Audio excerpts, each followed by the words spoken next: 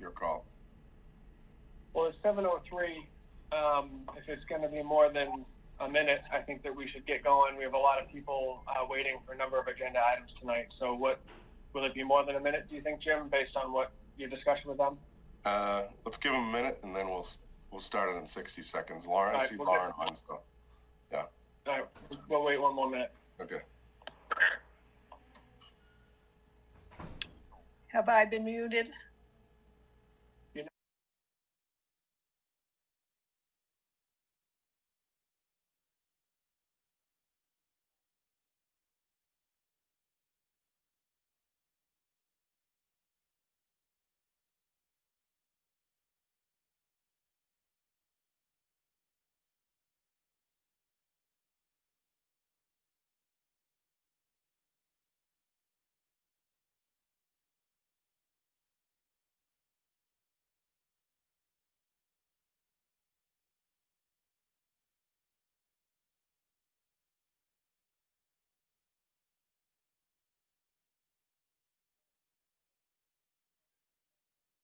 Patrick, if you could give us the high sign when we're on, we'll go ahead and get started.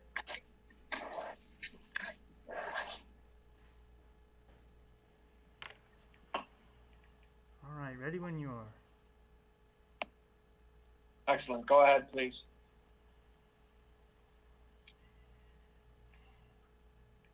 Okay, welcome everybody to the Town of Walpole Select Board meeting of September 1st, 2020.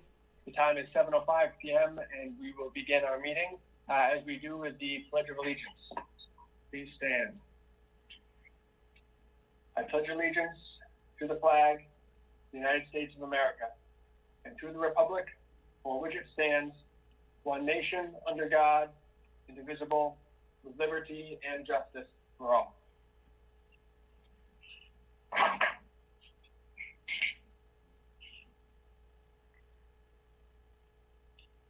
And I'll remind everyone that we are participating remotely in this meeting due to the unprecedented time in the history of our Commonwealth and the pandemic, under the order from the Governor Baker for remote participation for all public boards due to the emergency declaration of March 12, 2020.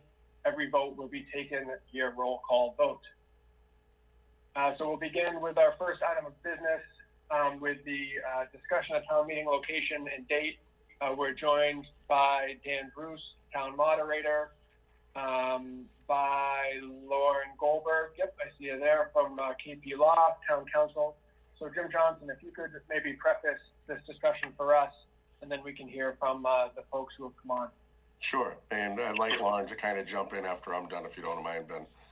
The reason I'm having this discussion on here before we finalize the warrant and close it and sign it next week is more or less I want to make sure the board's comfortable with.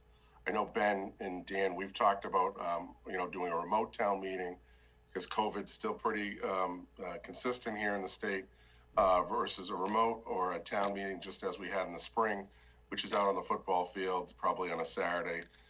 Both Dan and Ben have both talked to you both individually about October 17th, which is a Saturday out there.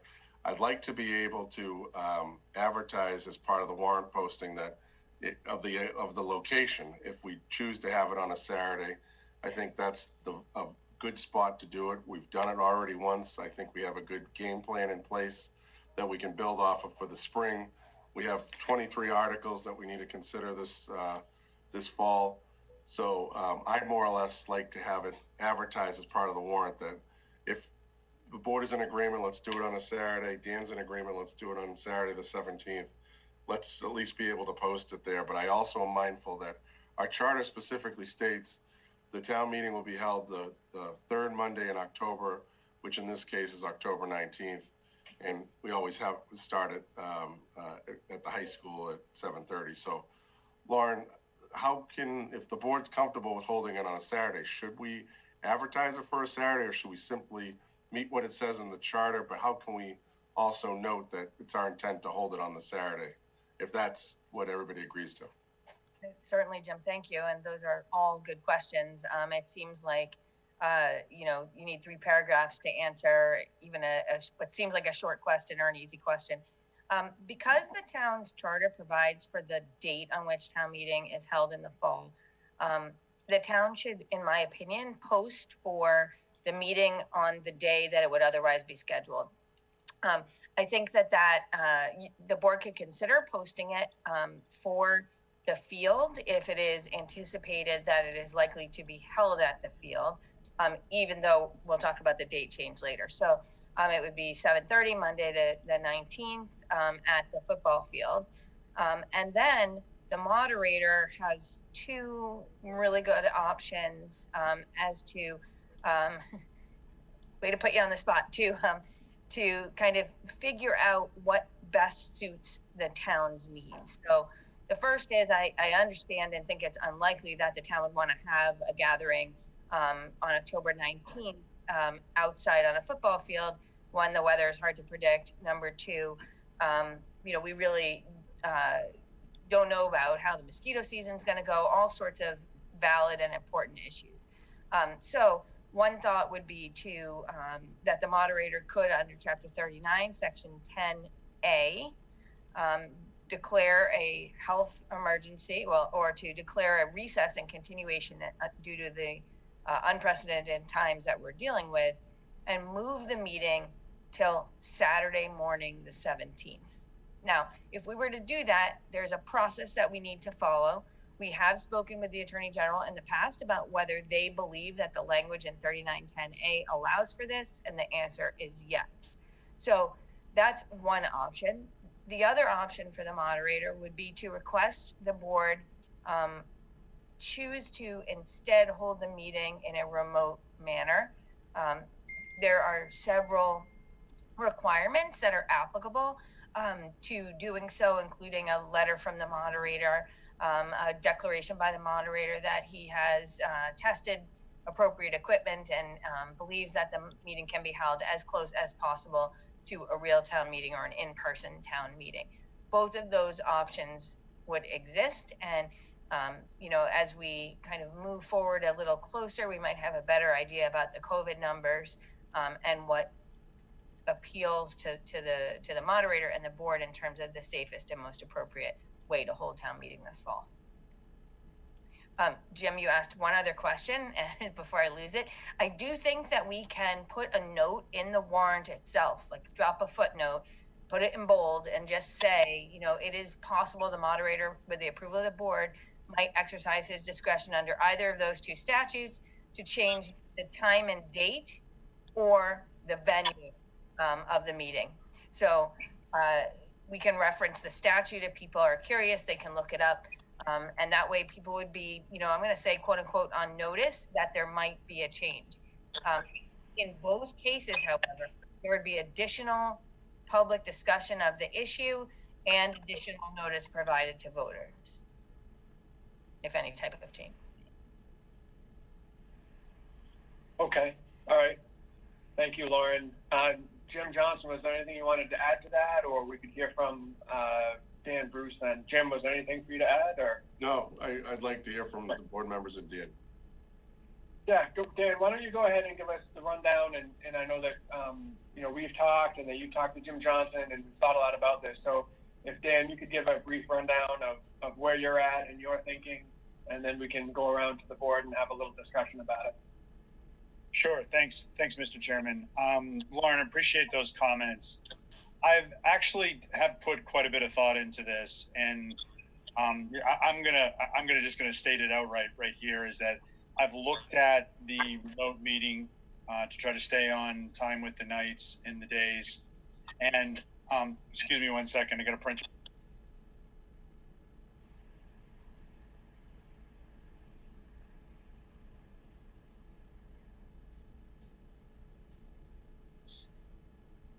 I'm in trouble now. I just canceled the printing of labels.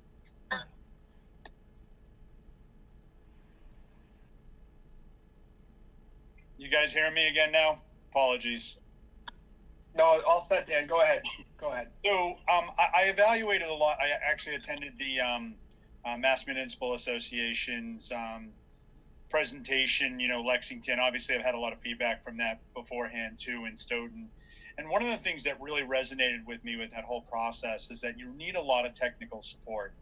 And my first concern right there is at this time, this town should be focused on getting the schools up and running. And I don't want to further tax, the town's IT department, the school's ID department, everything, to try to support the RTM members, some who are, technically inclined and some who are not technically inclined.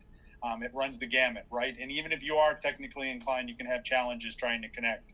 I think Nancy is still having trouble getting in here right now, right? So it happens. And I don't want to try to have that kind of experience coming into town meeting, especially with 23 articles on the agenda.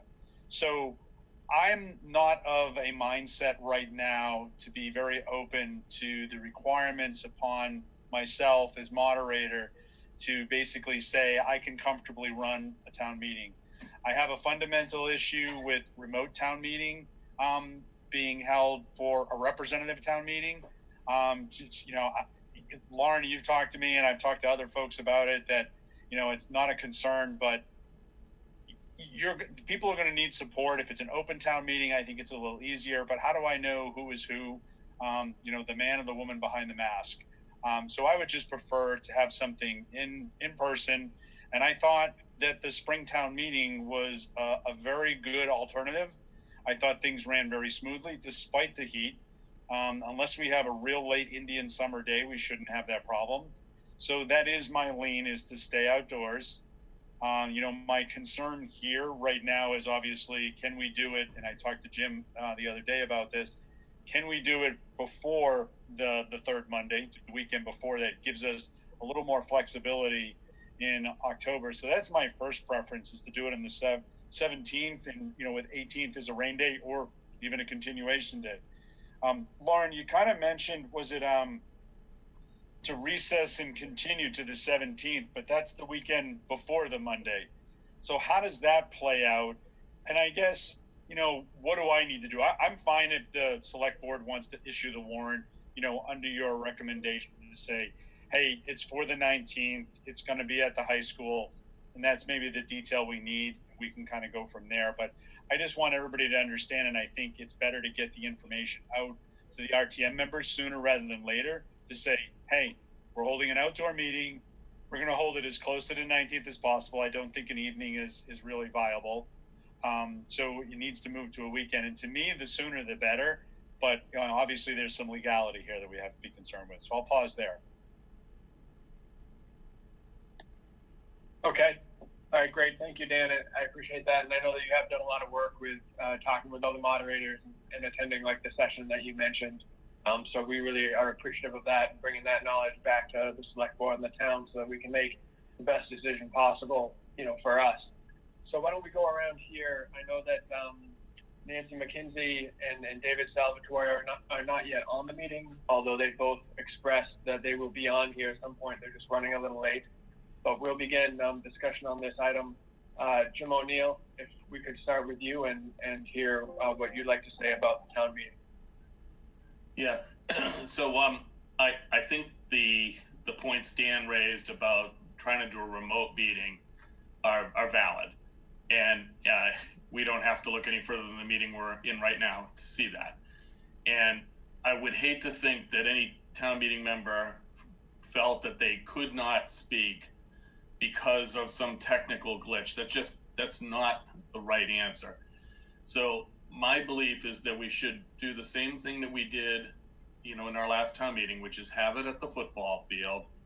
And if that means posting it for the 19th and then doing the recess process, Dan, that Lauren has led us through, I'm totally supportive of that. I like the idea of putting some kind of a footnote into the warrant itself so that as people look at that, they see that there's some likelihood that the date will move from the 19th to, I guess, the 17th. And as long as there's no procedural issue with that, I think I know I'm totally fine with that. This one is even trickier than the last one, because the last one we only had 3 warrant articles. We got 23 this time, and some of them are zoning articles, which we know will have a lot of debate. So I just honestly think the right thing to do is is, as Lauren suggested, with her first option, post for the 19th at the football field. Dan will then do the recess thing. I will support that and do it that way, which I think is really the right answer for everyone involved. Great. Thank you, Jim. Mark, why don't we move to you, please? I would say I agree with Jim. I like the idea of an outside meeting. I thought the Springtown meeting went very well. And although this one will be longer, I think that is the way to do it. I don't like the Zoom meeting for the reasons Jim mentioned and Dan mentioned. So I'm all on board with the outdoor meeting. I think the sooner we can let people know when we think it may be, the better. So some sort of a footnote at a minimum on the warrant would be great. And then we can reach out to people and firm up, you know, a primary date, an alternate date, all those kinds of things. But anything we can do to give people a heads up would be a great thing. Great. All right. Thank you, Mark. Let's see here. Nancy, can you hear us, Nancy? No? Not yet? All right. Still working. All right, great. Well, and I would agree with both speakers. You know, as I said, I appreciate the footwork and the you know, investigating that Dan has done into this. I think that's the right way to go. So with that, you know, I would entertain a motion if somebody felt that they could adequately set to words what has just been discussed. I'll take a shot at it.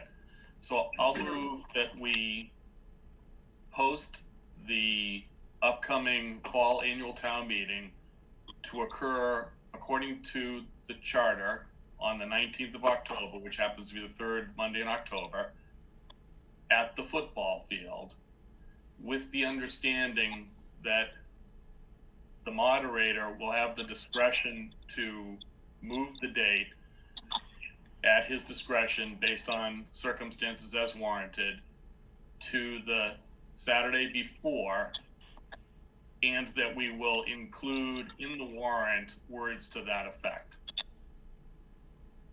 I'll second that for discussion. I would like to see if Nancy can jump in now, and also see if Dan has any further comments before we vote.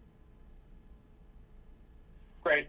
So we have a motion and a second and further discussion. Nancy, are you good?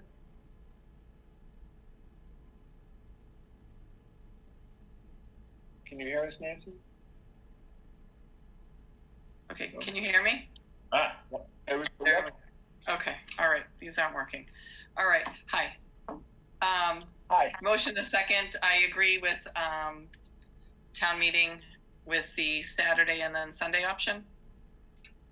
Is that right? Okay. Yes, no, that's great, yeah. And Dan had gone through also some of the details of doing it in a virtual way, a virtual setting. So very good. Dan, did you have anything else that you'd like to add prior to us taking vote? Yeah, just one thing. Mark, you brought up a good point. You know, there's 23 articles here. You know, it's going to be a little more than 3. One of the things that I thought was extremely effective in the spring, you all probably recall, Jim had a presentation that he made available. It was taped, and anyone could view it whenever they wanted. And then Bill Abbott also did the same for the sewer and water. So one of the things that I would like to actually do, and I think it's something that's positive that actually comes out of this whole pandemic, is that maybe we continue with that. I want to reach out to any sponsor of a bill that has a, you know, primary sponsor, have them do a video clip, you know, kind of work with Walpole Media to get the clip up there, get it up on the website, so anybody can go through and click on, you know, a 2-minute spiel, a 3-minute spiel, whatever, you know, we'll do a limit around it so it doesn't get too long, and have them get some information before that. I think it's something that's very positive there. It can help folks, you know in advance, so maybe they can get some questions when they come into town meeting. So I think that can help us with it a little bit in managing the overall time with it. So that's one of the things. The other thing, and it wasn't brought up here, but you know, I want to raise it because it was one of the difficulties that I expected, and it actually occurred in the field, was trying to call a voice vote. We certainly don't want 23 standing counts. So I'm going to kind of pull out of the hat something in the old days, and some of the ones that I've seen some other town meetings have done, is they handed out red and green cards. So the visual there will help folks on TV that if you're in favor, you know, you hold up your green card. If you're opposed, you hold up your red card. So that way it'll give us a visual and make it a little easier so that we won't have to have 23 standing counts during the outdoor meeting. So that was how I thought to handle both, I think, a pro of the meeting and one of the cons that came out of the meeting as we move into the fall. And Dan, I think you might have just saved us some money on the electronic voting. You know what, Nancy, that's a very good point. Jim and I had talked about that, because at that remote town meeting with the Mass Municipal, so it was I was stunned. It's around $5,000, and I think we can rent the chairs for a little bit less, or even a bring your own chair. We could potentially have, but I know we have to worry about the football field out there. But still, I think it's more cost effective, believe it or not, to have an outdoor meeting. Great. Mr. Chair? Yes, please, Lauren. If I may, thank you.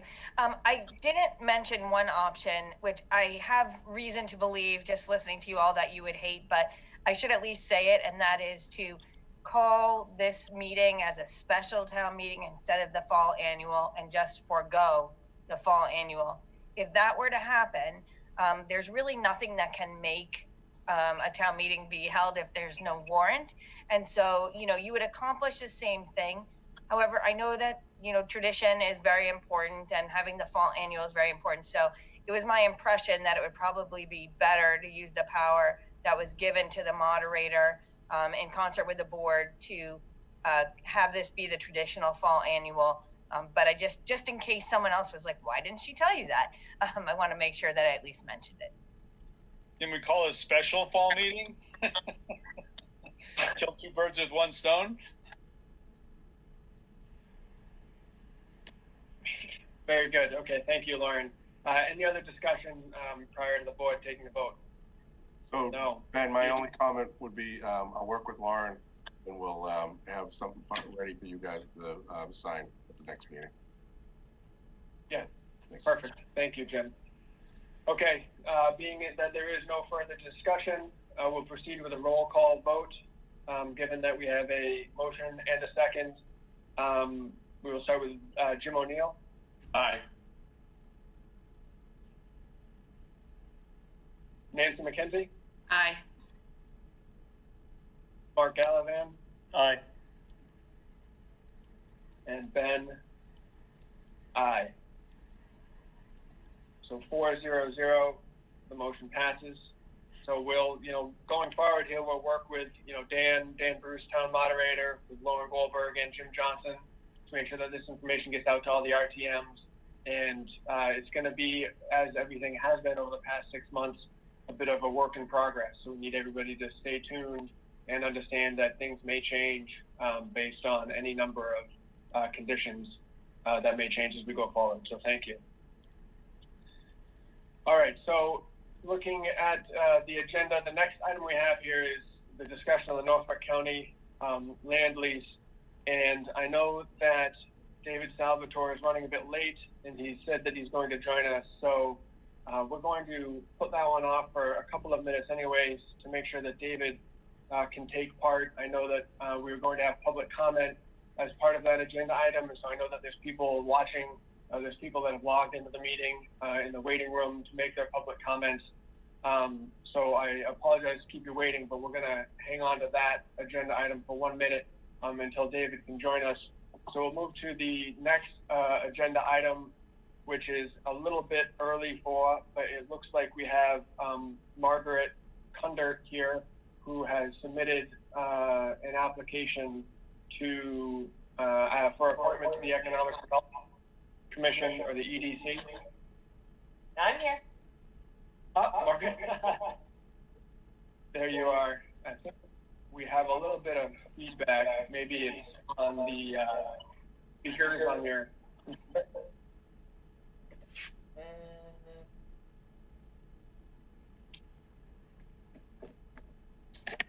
No. About okay.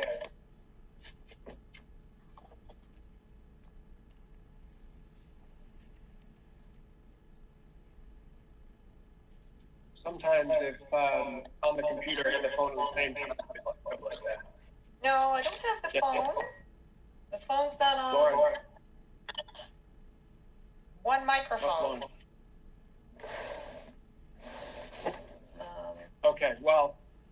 think I can hear you okay, so I think we'll just proceed like this. Margaret, I'm sorry about that. All right. So first and foremost, thank you so much for joining us and for throwing your hat in the ring for this position with the EDC. What we normally do with applications like this is to have you into the meeting. You can say a little bit about yourself, maybe expand a little bit on the information that you gave us in the application as to why you want to be a member of the EDC. And, then we'll go from there. If any of the board members have a question that they can direct to you, and then we'll do that next. So please go ahead.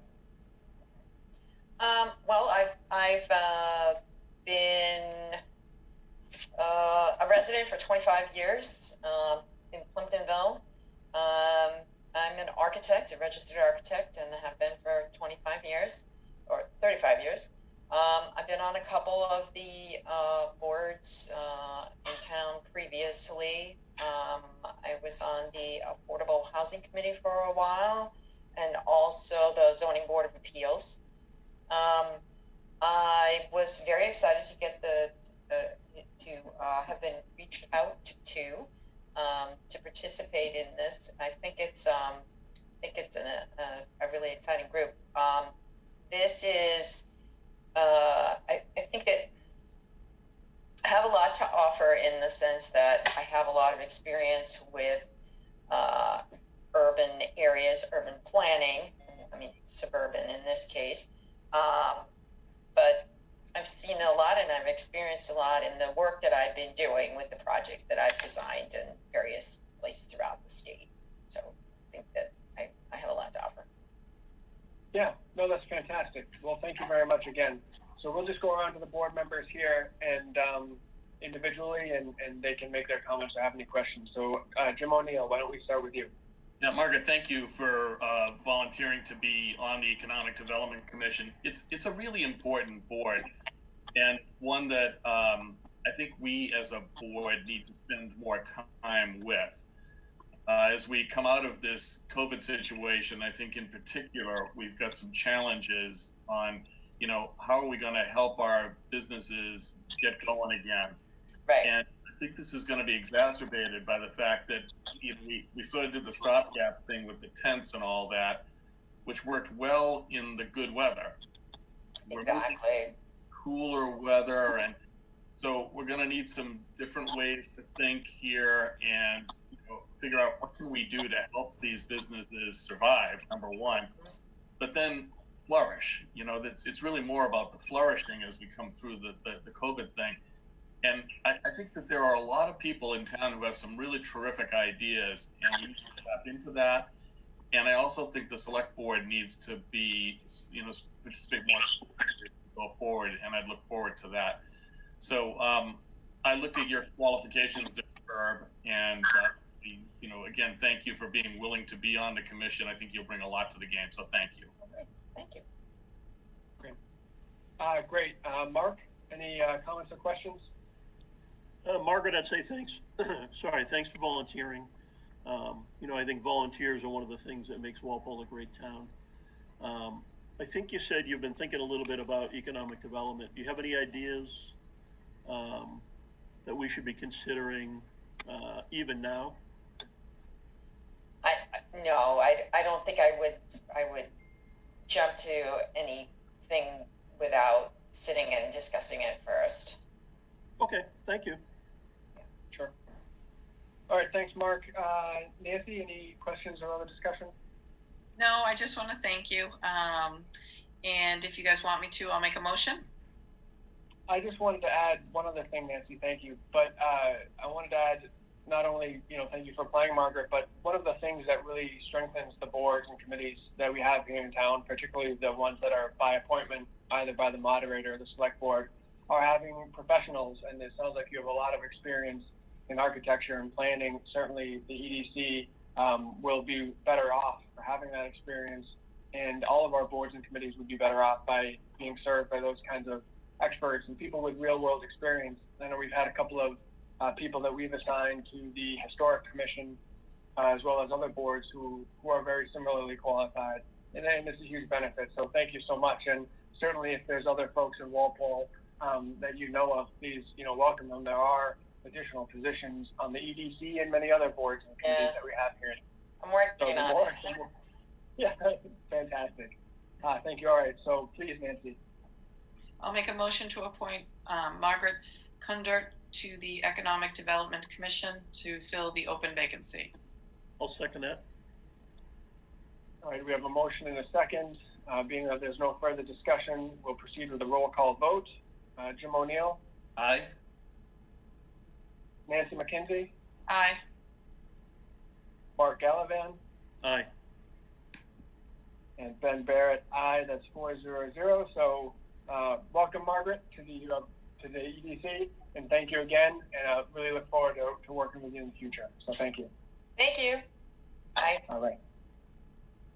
We have one other applicant to a position with the EDC tonight. That's Mr. John Shalby, and it looks like John's joined us. Again, we're a little early here, but there we are. Hi, John. How are you? How's it going tonight? Good, good. Thank you for joining us. So I think I saw you log on there. You saw a little bit of Margaret's interview. You know, what we typically do is just ask the applicants to say a little bit about themselves, expand a little bit on their application, and the role at EDC, and then we'll go around to the board members, maybe have a couple of questions or points of discussion, and go from there. So please, John, thank you again. So, do you want me to walk you through the application and my items? Please, yeah, just a little bit about yourself and why you're interested in the EDC. Nothing big. Of course. So, by myself, born into family business, background, education would be bachelor's, master's in finance, and JD, so I'm an attorney as well. I have a small law practice in Norwood, mostly do real estate, landlord, tenant work, and also involved in my family business as the operations manager and owner of the Walpole location of car washes, gas stations, and real estate. Background would be very involved in my Norwood community since I was born and grew up there. Moved to Walpole in the last 5 years. Worked with the town of Norwood on multiple boards. The biggest one I've done was the flower committee, where I go out with my crews. I donate my time, my guys' time, and buy all the flowers for Norwood, and physically myself with my team plant about 25 sites in the town of Norwood. Also part of the business development in Norwood. Norwood's done a pretty good job with becoming more business friendly, yet still keeping the vision of Norwood. Sometimes you see they just turn into like a Quincy, like now a mini city. I felt that Norwood's done a good job with keeping the roots of its city, yet still being very pro-business, which gives it a great tax base. So the residential taxes are very low. I worked on the rezoning of Route 1 to make it more business friendly, yet also incorporate the goal of the towns as well. And did a lot with that, and just working with the town. Just I always think that businesses can help the town and towns can help businesses. It's a relationship that's mutually beneficial. Some towns, it's funny. I've tried to do some projects in some towns, and you walk in the town hall, and right away, we don't want that. It's like, it's almost like an adversarial relationship, and you say to yourself, look at the town. It's old buildings, run down, and you say this is the problem. The attitude with amongst different things. So I hope that my goal would be to add some value with talk about the process it takes to start a business for a small business person to start a business. The vast hoops it takes to jump through, maybe streamline some of those hoops, and go from there. Great, thank you. Yeah, and I'd highlight one of the things that you said, John, about the process with the administration of projects through the town. Is something that the EDC has talked about and is working towards. So definitely input there would be a huge help. We'll go around to the board now for a couple of questions or comments. Nancy McKenzie, could we start with you? I just want to say, thanks for volunteering. As far as Route 1, and you said getting it more business friendly in Norwood, exactly what were some of the techniques that you guys used that you felt were helpful over there? The first technique we used was right now Route 1 is broken up into multiple zones. It was manufacturing, highway business. So one of the problems was every time a business that you would normally think would belong on Route 1 would be in a limited manufacturing zone. So you have to get a use variance just so on top of everything else a business person must do to start a business, you have to go in front of the Board of Appeals for a use variance for an obvious use that should be on Route 1, just because the zoning was old school. The other part of it was, getting the planning board in a sense, because every project goes to the planning board. Like one of the things planning board does controlling the projects, making sure it's good for the town, but how in depth do we need that with, these days developers don't, they spend extra on landscaping because of curb appeal. It's done automatically. So they kind of cut some of the process of the planning board out to where it's a little quicker. I mean, if you ask anyone in Norwood how long it takes to get a project going versus another town or some other towns that are more strict, they'd say, it's a lot less. And a lot less can still be 6 to 8 months, which is still, in the scheme of things, depending who you are, somewhat long, but trying to shorten that process up. And the last thing was that, a lot of developers, a lot of people would think, oh, it's these people that are very educated and super savvy. A lot of people that want to open a small business, they don't have the ability to walk into town hall and know the process and navigate it. It's unfortunate because what it does is it deters a person that wants to open up that small family business from doing it because there's so much red tape. I mean, I recently filled out a packet to just to make sandwiches in one of my stations. It was 48 pages. I mean, that's a little aggressive, to 48 pages to make sandwiches. I mean, but that's what it is. And maybe looking at these processes and saying, does everyone get a fair shot at that, or do the people that are super well funded are very savvy, like obviously attorneys, people like that, or should we make it a little more streamlined and still get the goals of, for example, making sandwiches? What's the main goal? Safety. We want to make sure that the sandwiches are made safely. So that's kind of streamlining that process. Great, thank you. Great, thanks. Jim O'Neill? Yep. Thanks, John, for volunteering. And it sounds like you have a lot to offer. Being an attorney, being, well-versed in zoning, being a business operator yourself, you understand, what businesses go through as they try to, grow and expand. And I think bringing that experience to the EDC is going to be critically important. So thank you for volunteering and bringing that. Appreciate that. My pleasure. Yeah, and I have to echo, some of Nancy's comments or questions that I like the way you've got, real world experience from your time doing the same thing in Norwood and demonstrating a real understanding of what we need to do to streamline process and just make it easier to do business with the town, because that is something that we do get criticized for. So look forward to bringing in that kind of a perspective as well. So thank you again for volunteering and look forward to working with you. My pleasure. Great. Thank you, Jim. And Mark? Yeah, John, thanks for volunteering, based on your answer to Nancy, and I like Jim's comments as well. I think you'd be a good fit for the EDC. Thanks. Okay. Great. So be that there's no further discussion. Nancy, if we could have a motion, please. Yes, I make a motion to appoint John Shelby to the Economic Development Commission to fill the open vacancy. I'll second that. So we have a motion and a second. We'll proceed with a roll call vote. Jim O'Neill? Aye. Nancy McKenzie? Aye. Mark Gallivan? Aye. And Ben Barrett, aye. 4-0-0. The motion passes. So congratulations, John. Welcome to the team. And thank you again. Really appreciate it. Look forward to working with you. Yeah, look forward to working with you all as well. Thank you. I appreciate it. Thanks. All right. Have a good night. You too.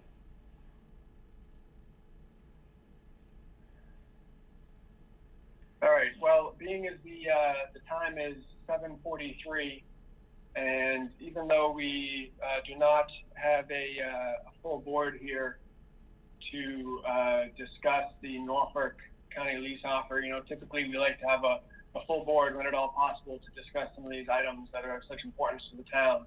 But acknowledging that there are folks that have been waiting now for about a half an hour to make a public comment, I don't want to hold off any longer. So it's possible that David will join us at some point here.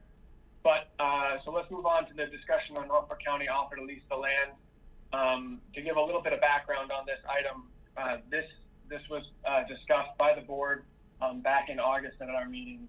And the gist of the issue, just to catch everybody else who's watching who may not have been able to catch that meeting, is that the county-owned land near the Aggie School and also on North Street, the county is seeking to build ground-mounted solar arrays at those two locations. And the county gave a presentation to this board on it, answered questions, and was part of a discussion at our last meeting. And the select board decided at that time that we'd like to give residents a little more time to absorb this information, to consider it, to go out and make their comments and have their feelings be heard on the project, as well as see if they could find ways to raise the funds for the project. So we put it off until this date, September 1st.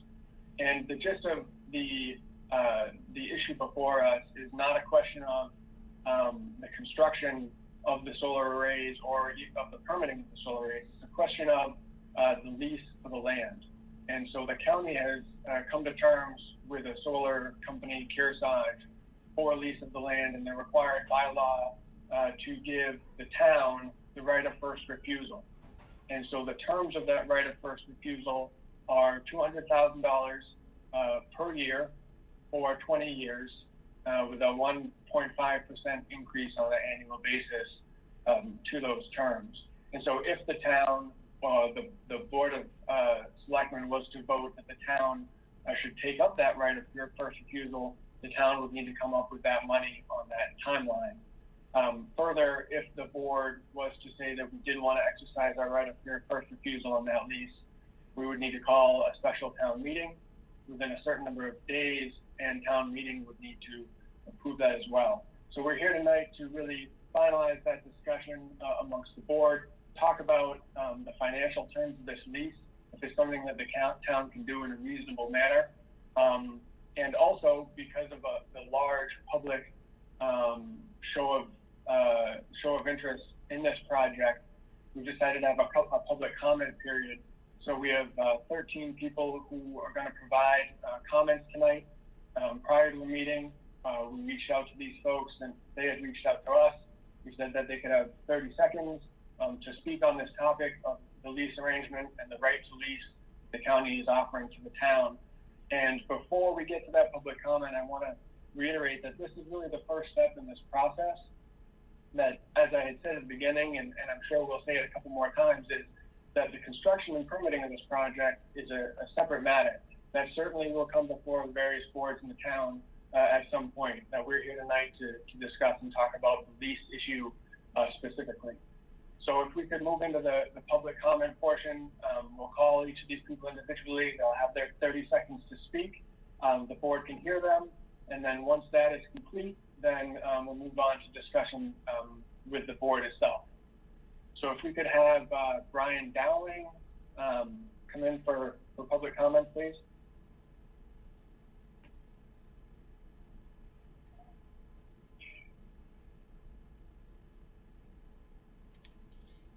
Hi, can you hear me? Yes, hi Brian. Yeah, go ahead. You're on. Hi, Ben. Thank you. Yeah, just real quick, just wanted to voice my opinion in the matter that I am not in favor and that I would like to see this voted against. And that is all. Okay, thank you, Brian. And I was remiss, I didn't mention it at the start, but that the board will not be commenting or answering questions as part of this public comment period, which is as required.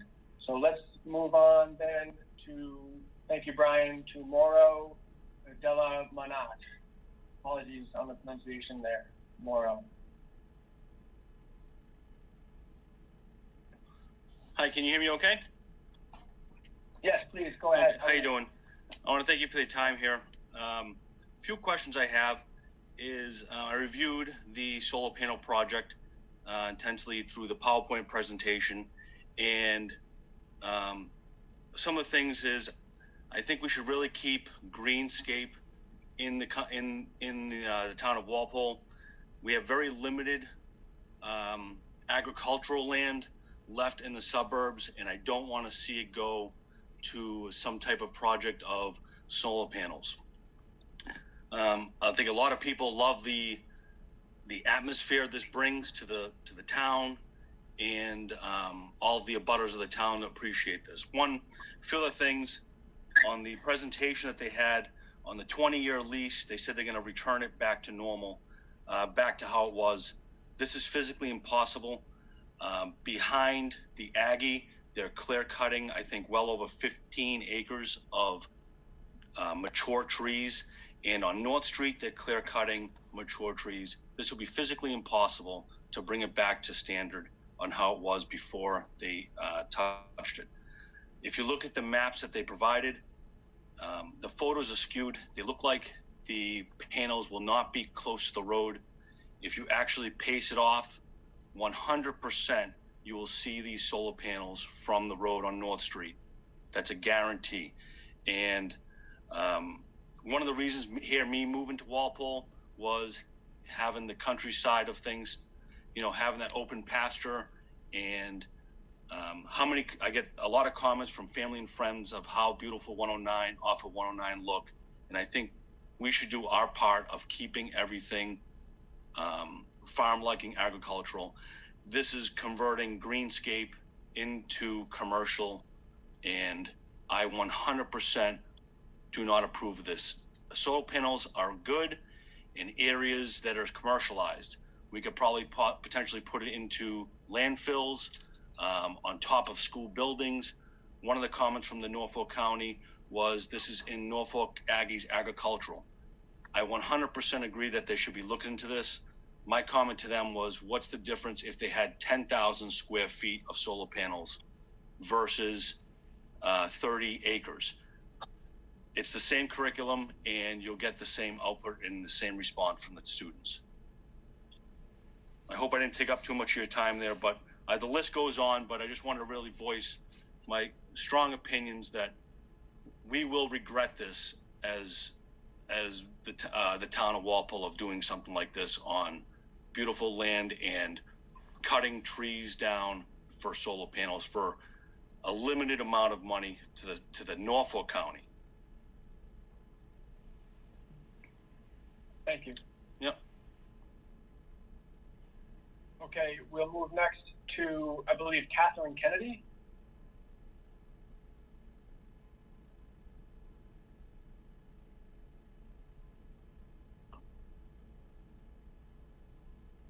Sorry, can you hear me?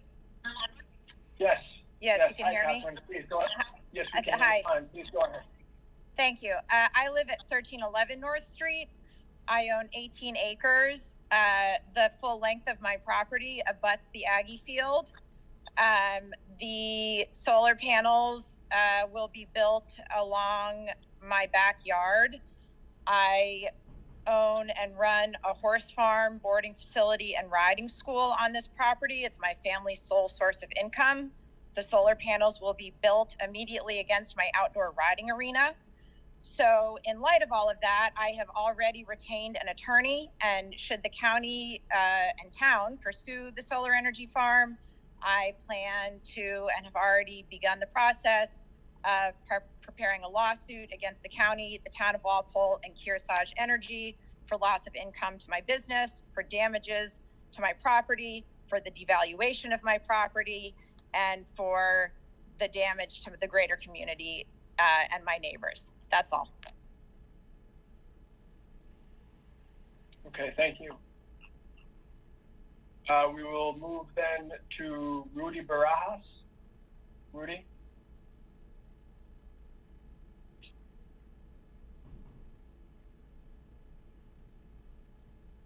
Hi, Rudy. Okay, thank you. Yes, hi, Rudy. To Rudy Barajas. Rudy? Yes, can you hear me? Yes, we can hear you fine, Rudy. Please go ahead. Hi, how are you? Good, thank you. Yeah, so first of all, I don't recall.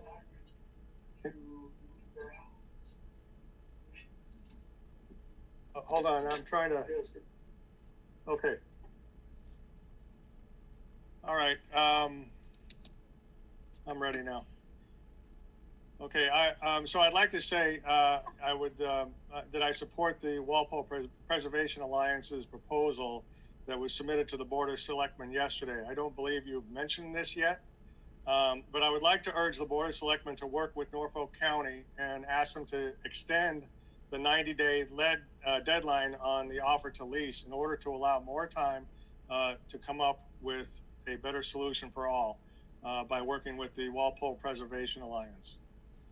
I would like to turn my focus to trees, and specifically, I'd like to say that Kearsarge and Norfolk County in the past 2 years surveyed every inch of the North Street and Aggie properties and came back with a presentation to the Board of Selectmen on August 4th of this year. One of their main points was to address the residents' concerns over the effects of the solar that the solar installation would have on the scenic views from North Street. They really focused in their presentation on whether or not you would see the fence line and the solar panels from the road. What they failed to even mention was that the tree line and groves of trees that would be removed from the solar array footprint would actually be way more visible than the fence line itself. So the visual effect of the missing trees would be nothing less than devastating. In my profession, I have been involved in clearing large parcels of property, and believe me, it will totally change the look of Walpole, the scenic entrance to Walpole from North Street. So I urge the Board of Selectmen and everyone watching to go to the Walpole Preservation Alliance Facebook page and read more about the focus on trees. And again, I wholeheartedly support the Walpole Preservation Alliance proposal that was submitted to the Board of Selectmen yesterday. And once again, I urge the Board of Selectmen to work with Norfolk County to get more time for the Walpole Preservation Alliance to develop their proposal, which is a win-win situation for all. Thank you. Thank you, Rudy. We'll move next to Victoria Waters.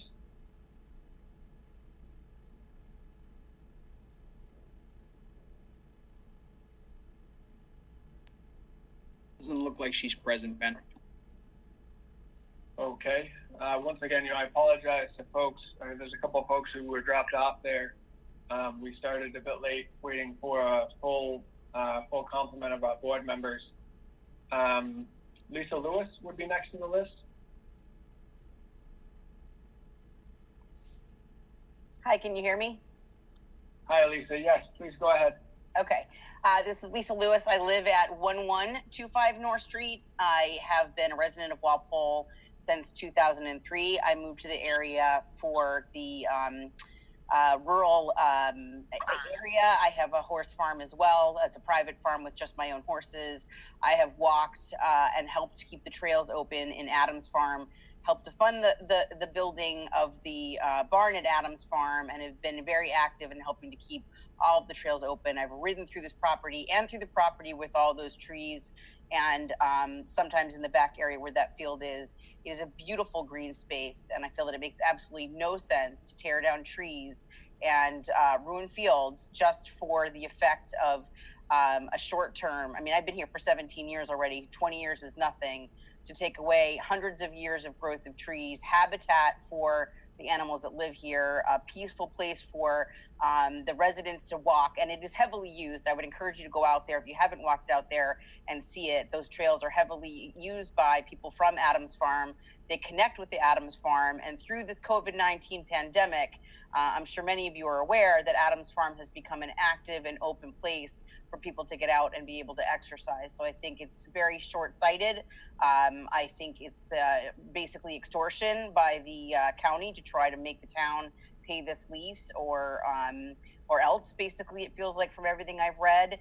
And also, I'm also supporting the Walpole Preservation Alliance in their proposal to you. We've had many discussions already on working with places like New England Forestry and the Harvard Forest School and many other organizations that work towards keeping and reforesting New England, which is a better green alternative and does better for the health of the community, the town, and you know, Walpole, to have trees helping to clean the air rather than solar panels and clear cutting acres and acres of beautiful trees.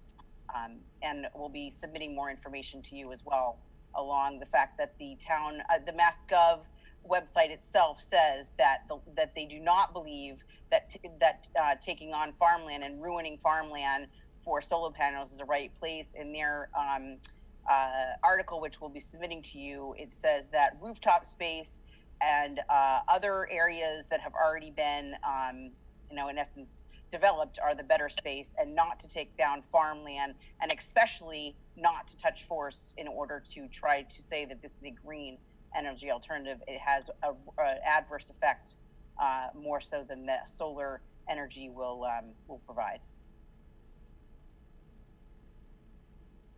Okay, thank you very much. We'll move next to Craig Johnson. Good evening, folks. Appreciate your time here. I'd just like to just jump on the backs of the last several folks who have joined in here. You know, the effect of this project, the physical appearance it's going to have in the town of Walpole, the environmental impact, and the effect this will have on Walpole residents, especially those who are adjacent to the areas that will be impacted by this change, clearly outweigh the benefits of any type of savings that will perceived to be achieved by these solar panels. I would imagine this is a fractional percentage of our annual revenue in, or our annual budget for the town, for the county of Norfolk here. And I just don't see the savings here. I'm a little disappointed, to be honest with you. I've always valued the landscape here in Walpole. I've been here for 5 years now. I love this town. I came here because it felt remote, and I really enjoyed the wooded area.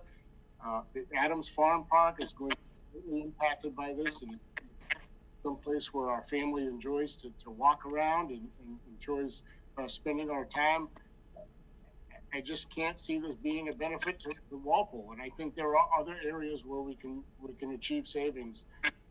I would hope that we're all taking an opportunity to look at cutting costs in other areas to save our environment.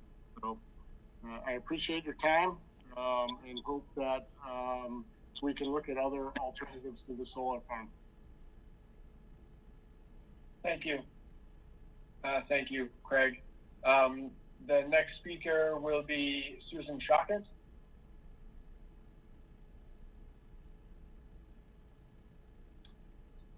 Hi, can you hear me okay? Hi, yes, Sue. Go ahead, please. It's Sue Shockett, 1340 North Street, president of the Walpole Preservation Alliance. As some of my neighbors mentioned, the Walpole Preservation Alliance submitted a proposal yesterday to the Board of Selectmen, the Select Board, to please request an extension from Norfolk County to provide us some more time. We have been working together with some of the most knowledgeable and experienced land use and conservation experts in the state to draft a realistic, doable plan in a very short amount of time. And we'd appreciate the opportunity to finish what we started, which is a plan that will satisfy the needs of the town, the county, the citizens, and the state of Massachusetts, which I have to say, I'm surprised and somewhat disappointed that in the same amount of time that we've been working to draft this plan and reaching out to all different folks, we've started in the past few days to reach out more to state agencies. And there are a number of state agencies who are actively working with funds set aside to preserve land exactly like we're talking about. I had people on the phone with me looking at it on Google Earth saying they couldn't even believe that this was being proposed. And these are people working for the state. So some of those departments are the Mass Department of Agricultural Resources, who has been wonderful, Smart Solar Initiative, Resilient Lands Initiative, the Executive Office of Energy and Environmental Affairs. And one thing that I find frankly quite disturbing is that most of these places that I'm speaking with have not heard about this because nobody from Walpole town government has bothered to contact anybody in state government, knowing for the past 3 years that this was an issue of great importance to the citizens of the town. That being said, we have already submitted a proposal to the select board that we hope you'll consider to buy us some additional time to work on a plan to work with a land trust to put a conservation restriction on that property that would help to preserve the land in perpetuity so that we do not have to worry about the next scheme that the county comes up with to use that land. They tried to use it for a prison in the 70s, a sludge dump in the 80s, a golf course in the 90s, and now this is the next. So if we can get a conservation restriction on that property, we are saving it for generations. And as I mentioned, we have a plan that is realistic, it's well reasoned, and we would appreciate the opportunity to move forward with that as opposed to resorting to legal arguments. Okay, thank you, Sue. Next we'll move to Nicole Rowe. Great. Thank you. Can you hear me? Yes. Hi, Nicole. Please go ahead. Great. Thank you. You know, I moved to Walpole 5 years ago, and probably for many of the reasons that you've heard others talk about, you know, earlier in their comments. You know, the town of Walpole has been a visionary in understanding the value that green space has to its residents and the greater community. And I feel that this action by Norfolk County is counter to the foundation for healthy living that the town has historically prioritized.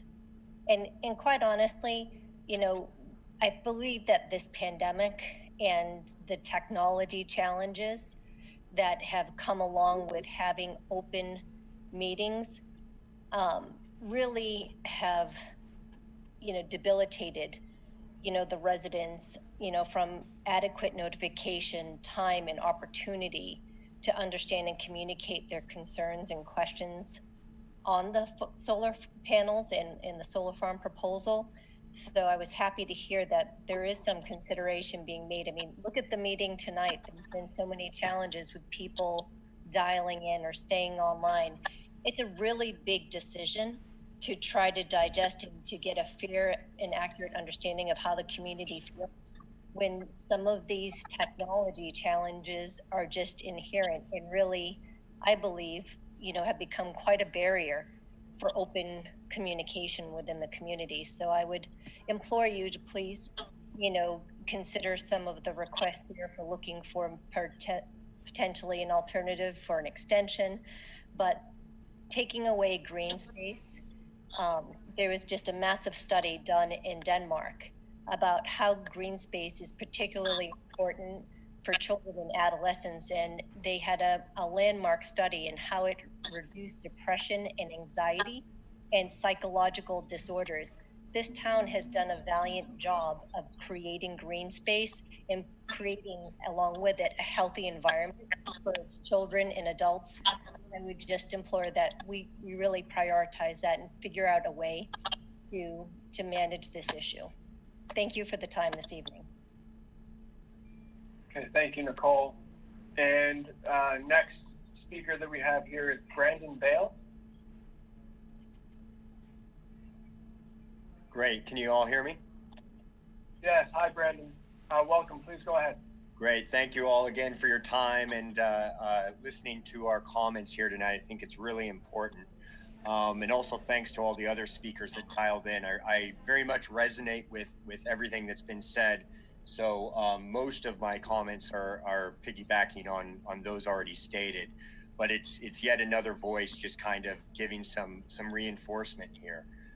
Just a couple quick notes, you know, just the idea of demolishing green space for green energy just is a weird concept for me. I mean, it just doesn't make sense. I literally just walked back in the area that would be affected tonight and looked at this area. It's full of trees. It's full of beautiful greenery. There's animals running around. It's a great place to just go and enjoy nature. So I did review the PowerPoint presentation that was passed to me from Mike Mullen's office. And, you know, you look at the areas that would be affected and it's significant. It would definitely change the areas on North Street and definitely at the back of the Aggie, no question. The second point, you know, is again, that this area is heavily used. So it's not just a parcel of land that is, you know, sitting there just for animals and trees, right? So the community uses this, and not just Walpole residents, but Norfolk County residents. I hiked back there almost every day in the spring when I was getting out of the house after a long day of nonstop Zoom meetings. So it's a great place for people to go, take their kids, relax, get in nature, hike, bike ride, run. It's a real asset to our community that we need to really be careful to think about before we make this decision if we want to lose this. And the third point, again, reiterating what other folks have said here, is the timing of this is very strange. So, you know, I get July 4th, things kind of start to evolve. Here we are, early August, where we first discussed this in a meeting, and now we're in the beginning of September with a late September deadline to get back to Norfolk County. So this is a real compressed timeline in the summer months. COVID makes it worse because I think there's a lot of people that are being left out of this discussion that need to be involved with this discussion. So again, I reiterate and really encourage the board here to try to find a way where we can extend this time period for a decision and make sure that we're not rushed on this issue. And finally, because I know it's really, you know, your guys' interest is, okay, fine, we have this lease issue that we have to solve, right? This is the problem that you guys have in trying to go back to Norfolk County to solve. So, you know, what are the potential solutions here? Again, I just ask for creativity and some dialogue with your community members in terms of potential solutions to go back to Norfolk County and really understand the timeline, understand potential solutions that we may have going forward to make sure all Walpole and Norfolk County residents are represented and happy. So thank you. Thank you. Thank you, Brandon. Okay, so that will, all right, so that'll wrap up the public comment portion. We had nearly a dozen people who came on with us tonight to give public comment on this matter. And so before we move it into the discussion for the board, I just wanted to reiterate a couple of things. First off, that our discussion here tonight and the decision that's before the board doesn't have to do with the construction or permitting of the solar farms itself. It has to do with this right of first refusal of the lease. So the county has come to terms to lease its land for this use, and state law requires that they come to the town, they give us 90 days to respond to the right of first refusal to meet those terms, which are $200,000 a year for the period of time that's in the lease. And so that's what is really before us tonight, that question. And the other thing that I wanted to add before we open it up to the board is a couple of the folks, the public commenters that came on, mentioned a proposal from the Walpole Preservation Alliance, WPA, that was sent to the board yesterday. And it had requested that the board go back to the county and request an additional 60 days with which to make this decision. And so that would give residents and private entities in town possibly the ability to pull together the funds that are necessary, that would meet the terms of the lease that is before the select board tonight. So when folks reference the WPA proposal, that's the gist of that proposal. All of the board members received that yesterday and have been able to read it and digest it. And I see that David Salvatore is here with us as well, so we have the full board. So why don't we move now into the discussion, and we'll just go through each one of the board members, and this would be the point where they can comment on the lease issue and how they view it, the WPA proposal as well. So let's start here. Can we go through Nancy McKenzie? Could you start us off, please? Sure. I just wanted to thank everybody for speaking. I wanted to agree with all of you as far as what should happen with this land. It should stay exactly the way it is. I was on the board. We already went through this once. We said no. We were very clear that this is not a good use of this property and not where we thought it should be going at all. I think that some people are right. They're taking advantage of COVID. They're being very opportunistic and very disrespectful and trying to sneak on in through this way. It's very disappointing. As far as deforesting and, putting in solar fields and agricultural space, you guys are 100% right. It shouldn't be happening. It contradicts so many other things. And the other agencies that agree with you, I agree with them too, but the problem is I don't know that they have any, or I'm sure they don't have any legal any legal ability to kind of jump in here. I wish they did. Walpole has historically spent a lot of time and a lot of money preserving our open space, and we like to. To me, the problem here, like I said 2 weeks ago, is how can we pay for this? And, it's a short time frame. Did the county do that on purpose? Maybe, because it's not enough time to get it through. Ben, can you help with what does town council think? What do they think? What is their advisement as far as this lease goes? And what is their advisement if we, ask for a 60-day extension? Because the other thing that we have to look at and have to, protect is the town. Yeah, for sure. So the decision of the lease, and I know that council has been on in the past, the decision on the lease is purely the financial one, that the town has to decide where the money is going to come from in order to meet those terms. And certainly that we can ask the county any requests that we feel are relevant and would help us and residents to properly consider and meet this decision. And the worst that they can say is no. So that's kind of where we're at with the question of this lease specifically. Any further comment, Nancy? I'm good for now. Let someone else go. Sorry. Okay, thank you, Nancy. Next, let's go to David Salvatore. David, are you on? Yes, thank you. Hi, David. One of the things that this is a product of a system, a county system that's completely unaccountable. I think we don't even realize who's running in county seats. The crux of the votes come from Quincy in the county elections. We don't even know who our county people are. I'm a political person. I pay attention, and I really even know who's running in those county positions.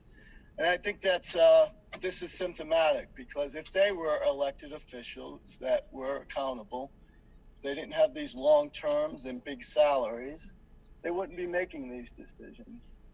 And it's troublesome. And I wish we had an extra $200,000 a year to to do this. We already give tons of money to the Norfolk Aggie in terms of tuition for students.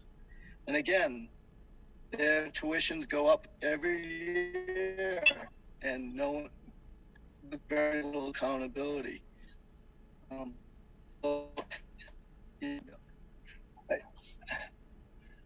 do have some. I'm trying to figure out some legal issues on this. I get that they have some authority over their own land, but I don't get how we can do this completely. And I hope we can aggressively to stop, or at least this project as much as possible. But I don't see us coming up with $200,000 a year at this point. I don't know. Maybe we can appeal, as. Oh, I think David is gone. Well, hang on for 1 second. My back Yeah, yet? we got you, David. Yeah, we just lost you for a quick blip there. Yep. So, perhaps with COVID and the opportunity to be heard, we can ask for the extra 60 days, but I don't think they have to grant it. I think it's just the law says 90 days and the 90 days transpires. And it is pretty rude of your county commissioners to do that July 1st, knowing that, especially this summer, people are trying to pay attention to what's going on.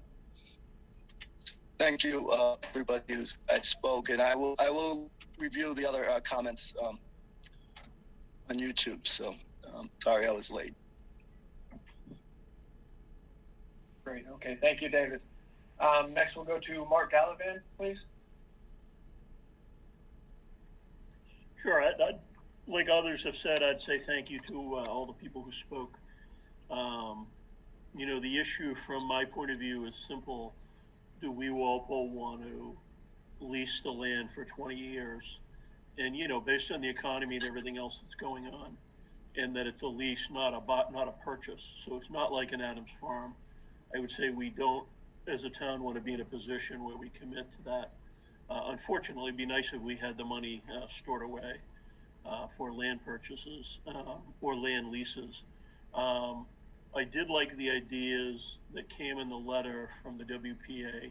If they want to continue to pursue some funding ideas, I think that would be a great thing. And I would support the idea of requesting a 60-day or 90-day extension and see if the county would grant us that extension, which would give the WPA some more time to see what they might be able to pull together. So, that's sort of what I'm thinking at this point. Okay. Thank you, Mark. And then Jim O'Neill, please. Yeah, thanks, Ben. And likewise, thank you for all of you who came to give us public input today. A couple of weeks ago, when this came up, we hadn't had a chance to get public input, and now we have. And it isn't that the public input surprises me. It's in fact right in line with what I would have expected. But I thought it was important that we hear it and that people have a chance to express their views. So thank you for taking the time tonight to do that. I think this is a bad idea to put solar panels where we're talking about putting them. And that goes back to some of the comments tonight. It goes back to what we said 2 weeks ago.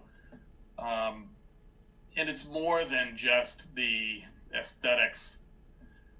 We talk about this being the gateway to Walpole and all that, and it's true, and aesthetics matter. So it's not like I don't think they matter, but when you start thinking about clear cutting trees and, you think about this as a green project, and yet what you're doing is taking out acres and acres and acres of trees. And to the point someone made earlier, it's a couple hundred years of, growth.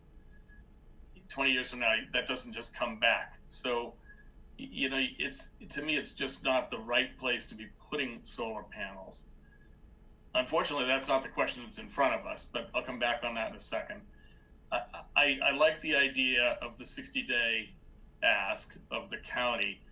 And I think maybe it's more than just send them a letter and ask them to extend it 60 days. I think we need to actually sit down with the powers that be at Norfolk County and personally express, you know, those things that we've heard here tonight and our own views, and really have a deep conversation with the county about, first of all, the extension, so that we do actually have an appropriate amount of time to go and chase after the various state agencies that might be helpful, so the WPA has a chance to continue to line up the funding if they can, and see what we can do here.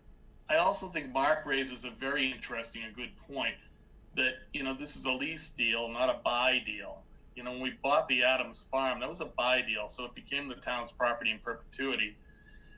You pay the $4 million, you still don't really have anything. Yeah, you've bought a reprieve from whatever might come next, and for 20 years we're good, but it's we're still exposed. And so perhaps one of the things we ought to be asking here is not only a 60-day extension to line up the funds, but also could we do some kind of a lease to buy thing here, so that we could in fact take the land over, you know, and solve the bigger, longer term problem. At a minimum, and I don't remember who said it, but this notion of getting conservation restrictions on the property, that would be a win. So there are a bunch of things I think we can follow through on. Now, back to the point of, you know, what we control and what we don't control. And you've heard other board members say this, you know, the county has exercised its rights under the law and has given us the 90 days. And it is a short-term window, and it's probably very unfair, the timing of the ask. That would be one of the things that I would personally say to them, is that I would challenge the responsibility on their own behalf in terms of how they brought this to us and when.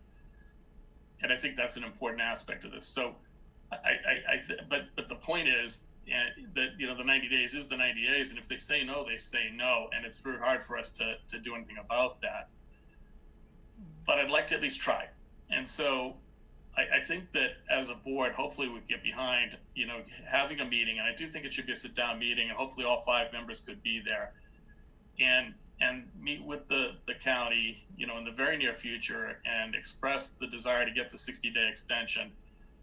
And then, you know, to Sue Shockett and company, you guys go full speed ahead to figure out what you might be able to do in terms of getting, you know, donations and the funding lined up. It's going to be important that funding be absolutely lined up, though, because obviously we can't put the taxpayers on the hook for, you know, an agreement that we might enter into here that exposes the town. So that's something we're going to look out for. But it certainly would be beneficial to go and pursue some of these avenues, and 60 days is, you know, would be very helpful in that regard.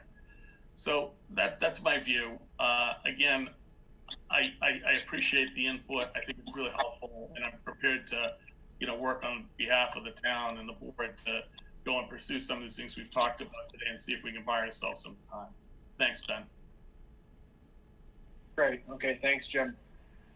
So before we move to close this item, I just wanted to add a couple of things. That, you know, I agree with the sentiment that all of the board members have put forward tonight about that property and about the way that this issue has come up and the way that it's been handled. And I do want to say 2 things. First of all, it's important that going into the future, once this issue is dealt with, that we are proactive as a town, and that this board work with, you know, the WPA and other groups in town to identify these parcels before it becomes an issue, whether it's privately owned or owned by the county. We're able to get that information now and identify areas that are extremely valuable to the town, and work with the owners and work through this board and other boards, so that we're not under the gun like we are with some of these items that come up. And second of all, I would agree also that the conservation of space is so important. I mean, you look at our town, the acreage that has been preserved through Adams Farm, the acreage that has been preserved through the town forest, truly does make Walpole special in that regard, and they're fantastic areas that I love using with my family. So to the extent that we can enlarge those, we absolutely should in the future, and the more proactive we can be, the better. And lastly, to go back to a point that I made at the beginning, is that this is just the first step, the issue of this lease. And so the select board is going to take a vote tonight on the lease, maybe put some terms in the motion on how we want to approach it. But after that takes place, either way, there's still the construction and permitting. There's a whole number of phases to this project that are still to take place. So to the people that have commented tonight, those that have emailed myself and the board, we really appreciate your input and want you to know that those steps are going to continue after this. So please do stay engaged, and this board and certainly myself is more than willing, even once it's out of our hands, to stay engaged with the residents and assist in any way we can. So to that end, I agree with Jim O'Neill on the points that he made, and really there's three to kind of wrap up what the board members said. It's requesting a meeting from the county with this board so that we can really have a discussion about the issues that came forward tonight and talk directly with the county about it, and request an extension in the duration of time, an extension to the 90 days that the county has given us that they were required to by law. And then lastly, I'd ask that the board attach to that motion a decision.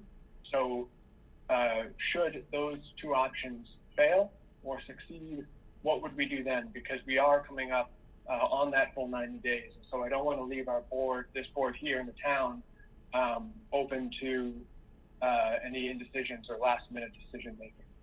So be that as it may, if anyone has a motion that they'd like to put forward at this time, we can hear it. I will make a motion that we request a 90-day extension for decision to the Norfolk County for the offer of first right of refusal to lease the proposed land. I'll second that.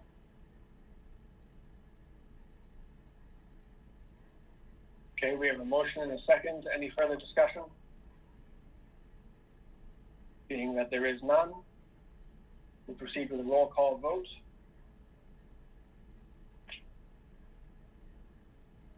Jim O'Neill? And Ben, if I could offer a friendly amendment, just to be clear, Nancy, I think you're saying that, because my suggestion was an in-person meeting with the county. Is that what you mean in your motion? Well, it's to put, I was going to request that as a separate motion, because if they wanted to just grant that, it would not tie them together. But I can put them together. I'm thinking, and pleasure to the board, but I'm thinking that it'd be a more powerful statement if we met with them and asked for the extension and conveyed to them, our own thoughts and the thoughts that we've gotten from the public input tonight. So that's why I'm asking. Okay, so I'll make an amendment to my motion, which will include, along with the 90-day extension, to have an in-person meeting with the county decision makers, not the proposal or plan for said use of land, but with the actual county commissioners making the decision to lease this, to put this land up for lease. I'll resecond that. Okay, we have a motion and we have a second. Barring any further discussion, we'll proceed with the roll call vote. Jim O'Neill? Aye. Nancy McKenzie? Aye. Mark Gallivan? Aye. David Salvatore?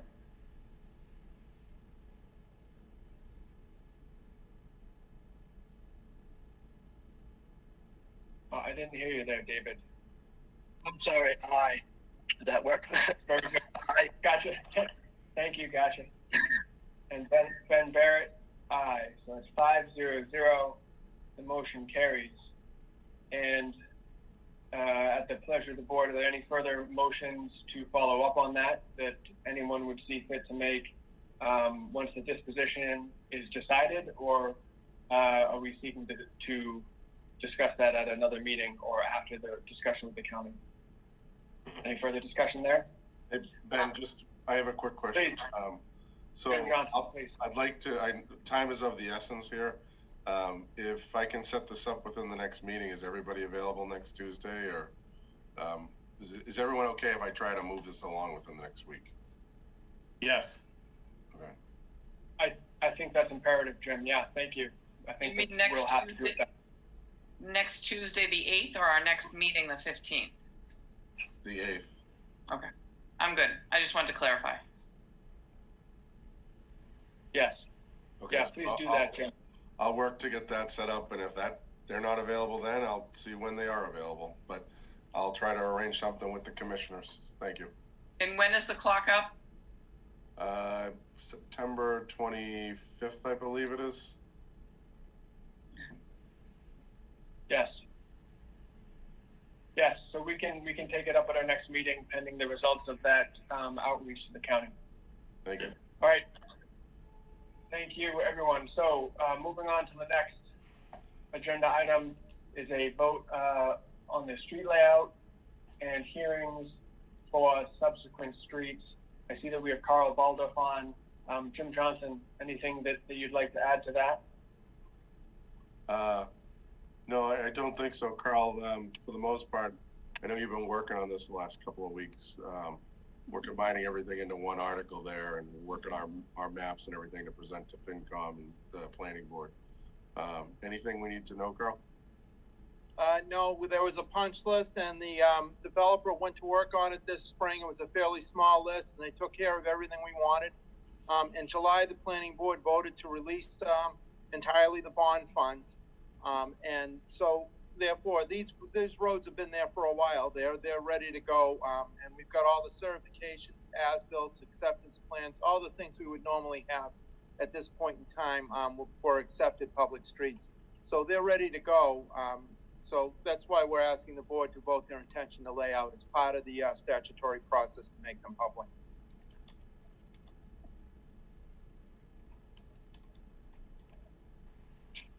Great. Thank you, Carl. Really appreciate that and appreciate you staying late for the meeting here. So be that as it may, if there's any further discussion or hear a motion from the board. I'll make a motion that the Board of Selectmen intends to make the street layouts for High Oak Court, Leston Gray Drive, Millbrook Ave, Lady Slipper Drive, Shady Lane, and hold the public hearings on September 15, 2020, beginning at 7:15. I'll second that. We have a motion and a second. We'll proceed with a roll call vote. Jim O'Neill? Aye. Nancy McKenzie? Aye. Mark Gallivan? Aye. David Salvatore?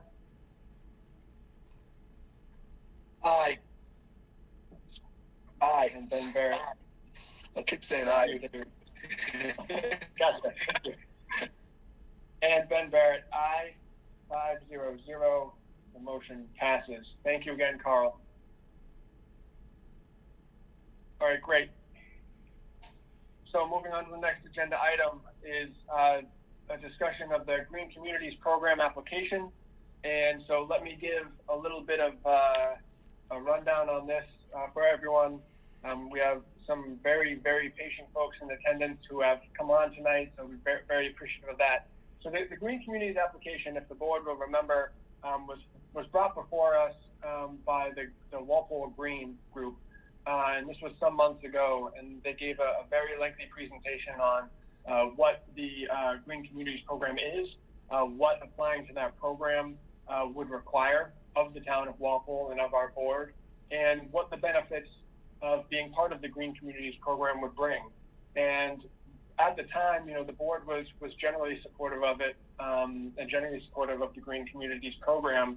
But the questions that we heard at that time from the board largely revolved around concern for the requirements to make that application. There's 5 separate criteria, and who would be undertaking that application, who would be assembling the criteria and putting it together.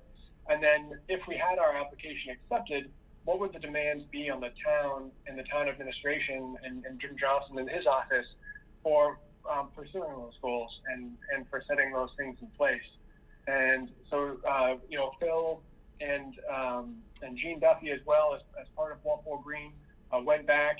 They were able to secure a grant to get some additional monies to help with the application process with putting together criteria 1 through 5. So we've been able to utilize that money to good use. And we also had a resident come forward, a Walpole resident who's currently at the Harvard Extension School working towards sustainability and these types of issues, who has time and actually as a project, as part of their degree, will be able to assemble some of the reports, do some of the research that's required as part of the criteria. So the point there being that we have a team, and a couple of folks joined us tonight, and so we have really a team to come after this application. So who do we have here with us? We have Lisa Sullivan, who is with the Department of Energy Resources, which is a state department that essentially runs the Green Communities program. Her input has really been invaluable over the past couple of months during this process of assessing the criteria. We also have Kara Goodman. Hello, Kara, who is with MAPC, who is assisting with assembling this application and just all the questions that we have that Jim Johnson or myself or Gene or Phil has in this process has been incredibly helpful. And then we also have Kate, who is not with us tonight, Walpole resident, who's going to be assisting in the criterion. And the last thing, just again to refresh everybody on where we stand here, I resent to you all the presentation that was made with all the criteria and what Walpole is currently looking at for those criteria. And for criteria 1, we've met that already. That's not an issue. Criteria 2, which requires a letter from town council, is in the works. Jim Johnson requested it from council. Criteria 3 is an inventory. That's a little more labor intensive, and that's something that Kate and MAPC will be helping us with in the town, helping us with. Criteria 4, again, Kate and the MAPC will help us put together the source documents and all of the reporting to find out, what the energy resources are of the town and where our uses are and where the cost savings could be. And then the 5th criterion is the stretch code. And so that's actually on the warrant for fall town meeting. So I know I've listed through that real fast, but the 5 criteria as set forth in the application, that's where we stand. We're in excellent shape. So the idea being that we can kind of go around the horn here with the board. We'll go to each member, hear some discussion. Certainly Kara and Lisa and Gene and Phil are here as resources for any questions that you may have to toss this around. So to kick it off, why don't we go, Nancy McKenzie, why don't you kick us off here, please? Okay, great. I appreciate all the work. I know, Phil, we went down this road a few years ago. How long ago was it? Oh. 4 years ago. Yeah. How long? I'm sorry. I think we started 3 years ago. I think that's and I remember in the beginning, some of our concerns were the fact, because we were going to be building new buildings, that we didn't really want to get into this before that because we didn't want to increase our costs. I'm just wondering if we go to the green communities, we have to then start retrofitting, correct? No? No, don't retrofit. It's new construction, new residential construction. Okay. And okay. I think there might be confusion between the stretch code and the energy reduction plan. Maybe. Okay, so what is the difference? Lisa, do you want to speak to that? Sure. So the stretch code, adopting the stretch code at the fall town meeting means you're trying to minimize the life cycle costs in new construction. And the way we recommend that you do that is by adopting the stretch code. The stretch code takes the base energy code and just makes it a little bit more stringent. But right now, it's really not much of a stretch, and that's why 284 towns have adopted the stretch code. Even more than have already become green communities. So it applies to new residential construction, not to additions or renovations. It applies to commercial construction over 100,000 square feet or conditioned space like labs over 40,000 square feet. Okay, and then what is the cost to business coming in if they are going to be developing and building a new building? So it's fairly minimal, but what I would say is I won't get into that with you. I'd be happy to bring a stretch code expert who could lay that out based on the type of heating and cooling system people are using. So often it depends how it's being heated or cooled. In other words, is the building oil? Is it natural gas? Is it propane? Because all of those different things, is it heat pumps? All of those things affect the cost of construction. So what the Stretch Energy Code does is it requires more insulation so that the building envelope is tighter, so you don't need as much energy to heat or cool the building. And then it requires, of course, fresh air ventilation because the building envelope is tighter. So but I can bring a code expert to one of your meetings. We could do it on Zoom. We could also do a public information session via Zoom or in person, however you prefer to do it. So any residents or builders could ask questions, and we can put up, even for homeowners, we can show you what those, what the costs are. But typically the main cost is a HERS rater that the general contractor would pay for in residential construction, and that can be actually paid through a Mass Save rebate. It's very, very small. Yeah, I really do like the idea that it's for new construction only, and so people doing additions and things like that, it wouldn't add an extra cost to them. My only concern is in economic recovery coming out of COVID, is that just a trickle down effect if it did cost more to build new buildings and things like that. You know, I'm just worried about everybody's pocketbook. Sure. If it came down to just the sense of the stretch code and what it actually does, I love that idea. I think, you know, that is an important part of what we should all be doing. As Phil knows, I want his heating bills and everything that he has. Remember, Phil? But I would like to make sure that we get the EDC to weigh in on this before. And I like the idea of bringing in an expert and maybe set up a Zoom panel for the EDC, and then if any builders or homeowners or public wanted to actually join it, and then have it available on the town website for people to be able to view after. Yeah, I think that's a great point, Nancy, to make those resources available to people. It's a great idea. Yes, Phil. Please go ahead. I just want to mention that on the state website, the Green Communities website, there are eight models that they did for houses showing what the cost is of the payback, and in all of them, within 2 years, there's a positive cash payback. You know, by making houses more energy efficient, the homeowner actually saves money. And right now, Walpole is an island because I think there's only Foxborough and Grentham are the only two towns around us that have not adopted the stretch code. So homeowners actually want the stretch code because they want more energy efficient houses. Thank you.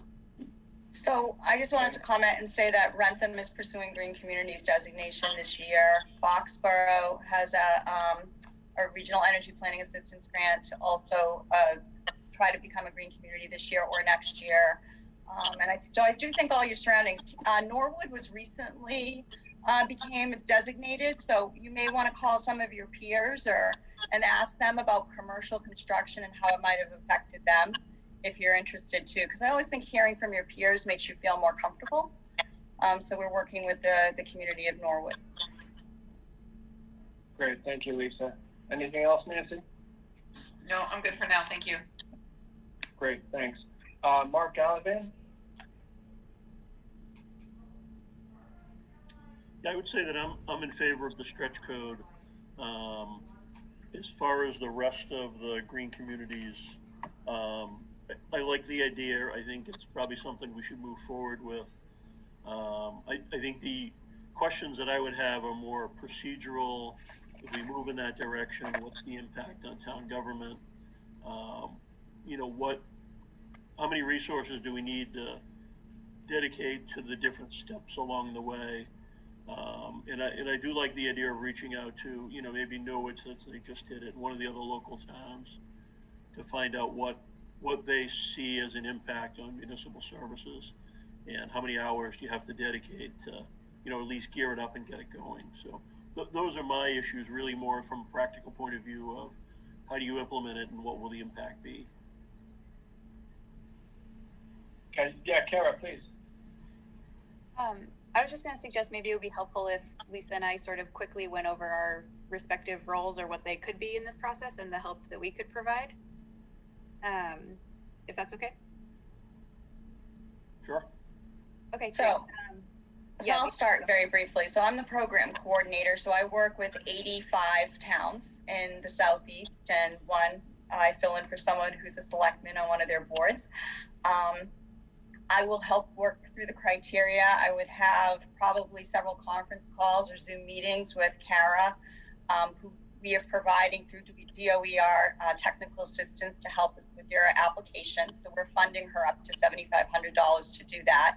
There's very minimal work on the part of the community that's required, especially seeing you have a sustainability intern who can help work with perhaps Jim or someone in your accounting department to gather any missing information pieces, like to put together a vehicle inventory and any bills that might be like for National Grid or for Columbia Gas, for example, that we might need more detail on. So she would, deal with things like that. Criteria 1, like I said, you already met. Criteria 2 is simply a letter from KP Law, which they're very familiar with this. Criteria 3 is your energy reduction plan, which I'll let Kara Goodman talk about, because that's basically, she'll be pulling that together probably with your intern. Criteria 4 is the fuel efficiency policy, which you would adopt and the superintendents of schools would sign off on as well. And that's basically what you're agreeing to, is to purchase more efficient vehicles whenever you're buying a non-exempt vehicle. So exempt vehicles right now are police cruisers, fire, emergency response vehicles, and vehicles over 8,500 pounds, which are usually your plows, your trucks, things like that. We don't inventory any of your like mowers or tractors or any of that kind of stuff. And we don't make you buy hybrid police vehicles right now because they're not readily available from a lot of manufacturers. So we haven't done that. It is not a real stretch. I think we are looking for example, a 4-wheel drive SUV to get 24 miles to the gallon, or 21 miles to the gallon, actually. So this is not a difficult policy to meet. And then finally, criteria 5 is the stretch code. So those are the 5, that's the package, you put it together. And then once that package is together and Kara would submit it, she would submit it to DOER, and then we would put together a $165,000 grant for you, which would include some of the things that Kara and your auditors found in your buildings for energy savings. And those would be you pick your first projects. And those would be the first things that you did. And what I want to say is Green Communities offers a lot of support. They even allow you to build administrative funds into your grant so that you could get MAPC to help you with your grant reporting and your grant applications and that type of thing. We support you all the way through the grant process so that it's not a real drain on your resources. Kara, would you like to talk about the criteria 3? Yeah, thanks, Lisa. So I'm Kara Goodman. I am at the Metropolitan Area Planning Council in the Clean Energy Department. And as Lisa mentioned, we worked previously with Phil and with Jim to secure a grant. It's actually $5,000, unfortunately, not $7,500, but funding was tight this year. So we have that available, and I've been assigned to work with Walpole on this to help mostly with the energy reduction plan and with tracking the energy usage, which is criteria 3. So what that sort of entails is the first step is sort of getting the energy tracking software, which is called Mass Energy Insight, getting all of the town's data set up and entered into there, which is a great kind of resource to have for your knowledge anyhow of how much energy each building uses, where it's coming from, track it year to year. Obviously, we're in a bit of a anomaly year right now, but in general, it's very helpful and can help identify trends and other things like that. So we'll get all of the energy data input into there, and then we'll develop what's called the energy reduction plan, which basically identifies, with the help of we would have to get audits done on the buildings. That would be a third party. And once we have all of those sort of potential projects, this would be for municipal buildings. So for the schools, the library, the town hall, things like that. Once we have those set of potential projects, we'd be able to kind of lay out which ones are our priority, which ones we might want to do immediately or wait a couple years. And, we're going to build in what makes sense for the town. And if you already have a renovation schedule for your buildings, then we'll work around all of that to form this energy reduction plan and submit that as part of the package to DOER. So I would be sort of leading the charge on that, and it's free to the town. We already kind of have that grant funding available. So we would obviously need, partners in the town. And like Ben mentioned, I think we've got kind of a good team set up with myself and Lisa and folks who, the person that Ben mentioned might be able to kind of intern on the project, as well as other administrative staff that would be able to help out. And the biggest benefit of joining Green Communities is it opens up a huge pool of grant funding to do all of these projects. And then once you can do all of these energy efficiency projects, you can save a lot of cost in your biggest buildings. So I think it's an exciting prospect. I hope folks are as excited about it as I am, and happy to answer any other questions if I missed anything. Thank you, Kara. Mark, anything else? No, that was a great explanation. Thank you. Great. Let's see. David, would you like to go next, please?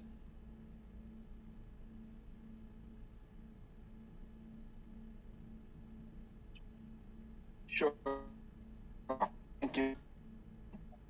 Yeah, my recollection on the presentation on the stretch code is that, as someone mentioned before, it's really not much of a stretch from the current code. And it also seems like things that people buying new homes would actually find attractive. It's not like,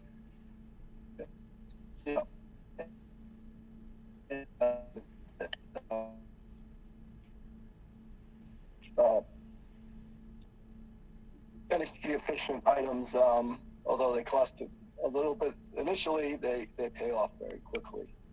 And so I'm not concerned about the stretch code. I would suggest that if we do have a meeting, that it perhaps be a joint meeting with Finance Committee, because it is indeed the town meeting that is going to be voting on it, and not our vote. As far as the stretch code has very little value. And I also, as I suggested at previous meetings, that perhaps we can create a folder somewhere so that town meeting members can look at all these different, the website that Mr. Chekarowski had mentioned, and the video of this of any meeting we have with the officials who are knowledgeable about the stretch code, and put them in a folder on a website somewhere so that town meeting members can look at them ahead of time. As certainly there is a need to make town meeting as efficient and fast as possible. So as far as it seems what's being said is that one of the big aspects of this is creating a listing of things that we can be better at as far as saving energy, and that among those items, after identifying those items, we will then be eligible for grants to address them. And the other thing is, the only thing that we get hooked on for our own expenditure at this point seems to be the purchase of automobiles, and that would be the increased costs of some vehicles if indeed they can't meet the mileage standards. Is that an accurate portrayal of, at least as to those two items? No, not really. Just because we don't require you to replace things that are in your current inventory. It's only when those are turning over anyway. And the recycling policy as it stands right now, when you adopt the fuel efficient policy, you're adopting future versions of it. The current guidance does allow you to recycle vehicles if the vehicle that you're sending to another, or transferring to another department, is more efficient than the one that's currently there. So that's new for October, and it's less stringent than what was in place previously. One of the things we really were trying to do is we're trying to get people to stop recycling the old Crown Victorias, that type of thing, moving them from police departments to like the building inspector's vehicle. Often they're way past their useful life. They were getting like 12 to 13 miles per gallon, that kind of thing. And the Green Communities funding does allow for lease and purchase of vehicles. We do some funding for hybrids, some funding for EV vehicles, purchases and leases, and for charging stations. So there's a lot of opportunity there, and we think it would be great for Walpole. And you can, like I said, I encourage you to talk to a community like Westwood, who has been a green community since 2012 and has received $1.2 million in grant funding. And they could tell you a little bit about what they've done with their grants and how it's helped them, because not only will you save money on your fuel bills, your natural gas, your electricity, you'll be helping the environment, you'll be getting utility incentives to help offset the cost, but that savings can go into infrastructure, education, public safety. It can be returned to the budget. So those are all positive things to look forward to. I'll just jump in for a second as well. To that point of spending money up front, I'll just expand on the audits that need to happen. So those are actually at no cost to the town. You would identify a third party to do them, but under the Green Communities program, there's an understanding with the approved auditors. They're approved through the utilities that they will do these no-cost audits of the municipal buildings and provide those reports to the town and to us to develop the energy reduction plan. So, they would identify anything from you need new weather stripping at the high school, you need a new boiler at the town hall, you need, et cetera, energy saving opportunities like those. But there is no cost up front, but we would want to get moving with them relatively quickly. And the deadline, I'm not sure if I can't recall if Ben or Lisa mentioned this, but there's a late December deadline to apply this year for the Green Communities program. So I think we are in decent shape right now, but we would definitely want to start quickly with getting the audits arranged and things like that. Yeah, that's a great point, Kara. And I had mentioned that in my email to the board, but I did not when I kicked things off today. We need to decide, tonight, one way or the other, whether we want to move forward with the application process, right? We're not casting anything in concrete, but if we do want to start this process, we need to start now in order to put these reports together and give Lisa and Kara and Jean and Phil and Kate and everybody and Jim the amount of time that they need to put this together. So we'll have to decide tonight on that. David, any further questions or comments? No, thank you for those explanations. Okay, thank you, David. Jim, please. Yeah, thanks, Ben. I like this a lot and am supportive of it. I will not regurgitate all the things the other board members have said. They've all made the case, and I don't need to remake it. I think this is in alignment with a resolution that we passed at town meeting not long ago, suggesting that the town incorporate green thinking, is the way I would refer to it, into a lot of our decisions. And it feels to me as though this is just a logical extension of that.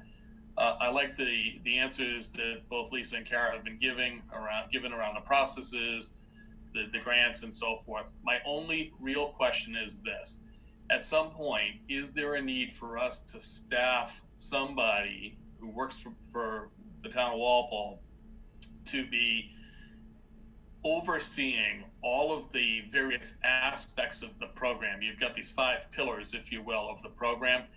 And over, you know, in the first year, I could see how working with Lisa and Kara, we get there, and that's all good. But year 2, year 3, year 4, year 5, as we're rolling through this thing, and as new opportunities are coming along, it seems to me that there may be a need to have somebody who is, you know, paying very close attention to those new opportunities and, you know, available grants and things like that. So in your experience with this, Lisa and Kara, have you seen that? Is that, you know, how things evolve, or is it really that we would lean on the two of you forever? Yeah, so I think that's a correct understanding. We definitely want the town to, well, I mean, first we want everyone to be involved, but we want them to take ownership and be proactive about these things. So most towns have sort of one main manager of this. It's not a terrible amount of time, really. As Lisa mentioned, there are grants available through DOER that can fund us or other parties to kind of occasionally help with either annual reporting or grant applications or things like that. But there generally is one kind of point person at the town. Sometimes that's the town planner, sometimes it's an energy manager, sometimes it's an assistant in the town manager's office or someone else. And the main kind of ongoing responsibilities, it's definitely a bit less after you get over the hurdle of getting designated. But there are reports that need to be kept up with DOER every year to show the progress. And then to get, additional funding, you have to do the grant application. So there is some ongoing work with that, but it's not a terribly heavy lift. And there are some grants available for assistance as well. My only comment, sorry. Go ahead, Lisa. No, go ahead.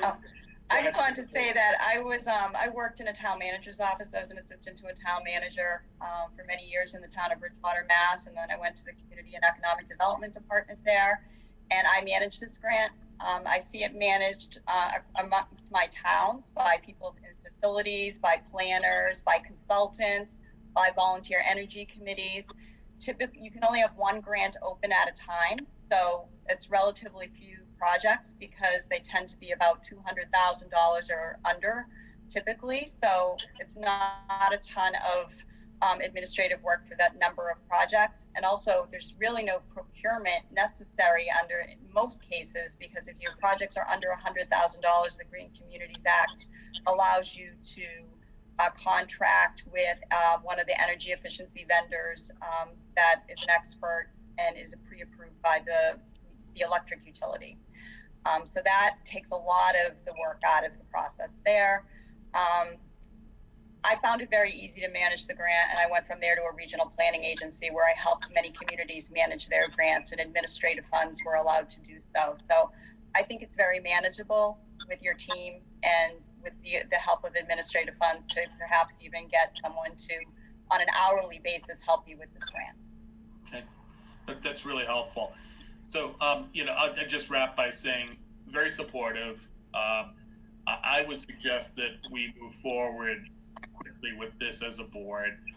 And I would also suggest that we as a board adopt at least the view that says somewhere down the line, whether that's year 2, year 3, whatever it is, that we may need to have a person established as the grant person, the energy person, whatever that person's name is, and that we acknowledge that up front, because I think all too often we don't acknowledge the longer term implications of decisions. And as a board, I think we ought to just, accept the fact that there's a high likelihood that we're going to need to staff a position to do this in order to really get the benefits of this whole, green communities thing that we're doing. So again, wholeheartedly supportive, and thank you both Lisa and Kara for being here tonight and helping us through this. Ben? Great, thanks, Jim. Nancy, did you have another question, or are you all set? Just a quick question maybe, because Jim just got me thinking. Jim Johnson, what do you think about this? And have you heard from your peers in your position, or also from Mike from building? And, just we haven't asked you, what are your thoughts? I have a lot of concerns about it, to be honest with you. Jim got into it as far as staffing. I don't have the staff here to deal with this. We just cut the HR director. We cut a position here in our office. We got Ashley, who's serving as our economic development person and zoning coordinator. We simply don't have the people to do this. I think it's fine if we continue down with the stretch energy code, to work with the MAPC to take us as far as they can. But I did a little bit of research on this, and it was a couple of simple Google searches. For example, Acton has a committee that they formed, a Green Advisory Board. Medway has a compliance coordinator who serves as staff for the Medway Energy Sustainability Committee. North Andover just hired someone, according to the Eagle Tribune, at $87,000 a year to serve as their sustainability coordinator. This isn't something I can give to Don Anderson or put on Patrick's table or put on my desk to deal with. I think it's fine if we continue down this route, but the board is going to have to, I have limited resources, and I definitely do not have the technical expertise here with myself or with the town staff here to deal with a lot of this stuff. I have concerns about the fuel efficient vehicle policy. Cruisers are exempt, trucks are exempt, fire trucks are exempt. How is this going to impact all the school vans that Mike Frischer has, going forward? So he's pretty maxed out. Is it going to impact our vans on the council and aging side? Are we going to have to increase our costs on that one? So I'm fine if the board wants to continue down this route, and I work at your direction. But those are just some of my initial concerns, that it's going to get to the point where you need another person. We always have competing resources, competing needs, more police officers, more firefighters. We cut a DPW position that was in the budget here. And I think those are important positions. I think this is important, but I think we got to pursue, right now it's Phil and Gene and Ben and some others behind the scenes doing the work, but I think we should probably establish a committee in the near future, call it the Green Advisory Committee or Sustainability Committee or Energy Sustainability, and really charge them with this task. And then if we need to bring on another person, that's fine. We can do that. But there's other costs involved here, especially if we want to maximize I wrote down $165,000 a year in grants. Yeah, if that person can pay for itself, I'm all for it. But so that's my thoughts, and I don't want to be a Debbie Downer on this. So. No, that's great, Jim. I appreciate it. I think having a clear-eyed look at it is very important. But I think you really hit the nail on the head, Jim, with that we have Walpole Green as a group that's already together, and we have Phil and Gene, who have been so committed to this over the years. And I really think that as you said, and as Jim O'Neill said, that's really the first order of business here, is we say, yeah, let's go with this application, and everyone on the team can get moving. But we have to have a very clear-eyed look at how it's going to move forward. And maybe the answer to that is, giving a charge to Walpole Green and bringing that group into the fold, more formally. But that's something we can certainly talk about, with an eye towards the future. Lisa, did you have something that you're going to add? I was just going to say, I'd love to send Jim some resources to show him how the grants allow for you to build some administrative costs in there, up to that $10,000 per grant round. So in a $200,000 grant, you can get $10,000 to fund someone to help, or that's a part-time position. It's certainly not adding a person, but there is funding available to help add hours to someone's position, or maybe pay someone who's skilled to do this. It really isn't that much work. I think some of the positions you're looking at are energy manager positions. We do provide seed funding for energy manager positions if you're ever interested in getting an energy manager. But then after that point, it's a full-time position. You'd have to carry the rest of that load. So I'm just giving you that kind of information. Yeah, that'd be great. I mean, I would love to see that information as well, Lisa, on the costs. So if you could forward that to Jim and myself, I think that'd be great. And it really is what you make of it. I think that we need to start out here with clear eyes that we may only be moving incrementally, particularly given the current financial situation that everyone finds themselves in. And that's okay. We don't need to rush into anything. There's no requirement for that. But if we do find in the future that we want to be more aggressive, we have that leeway as well. And certainly, as Jim Johnson noted, there are some towns that take a very aggressive tact on this in hiring. So be that as it may, I don't see any further discussion, but I would entertain a motion if somebody wanted to give one.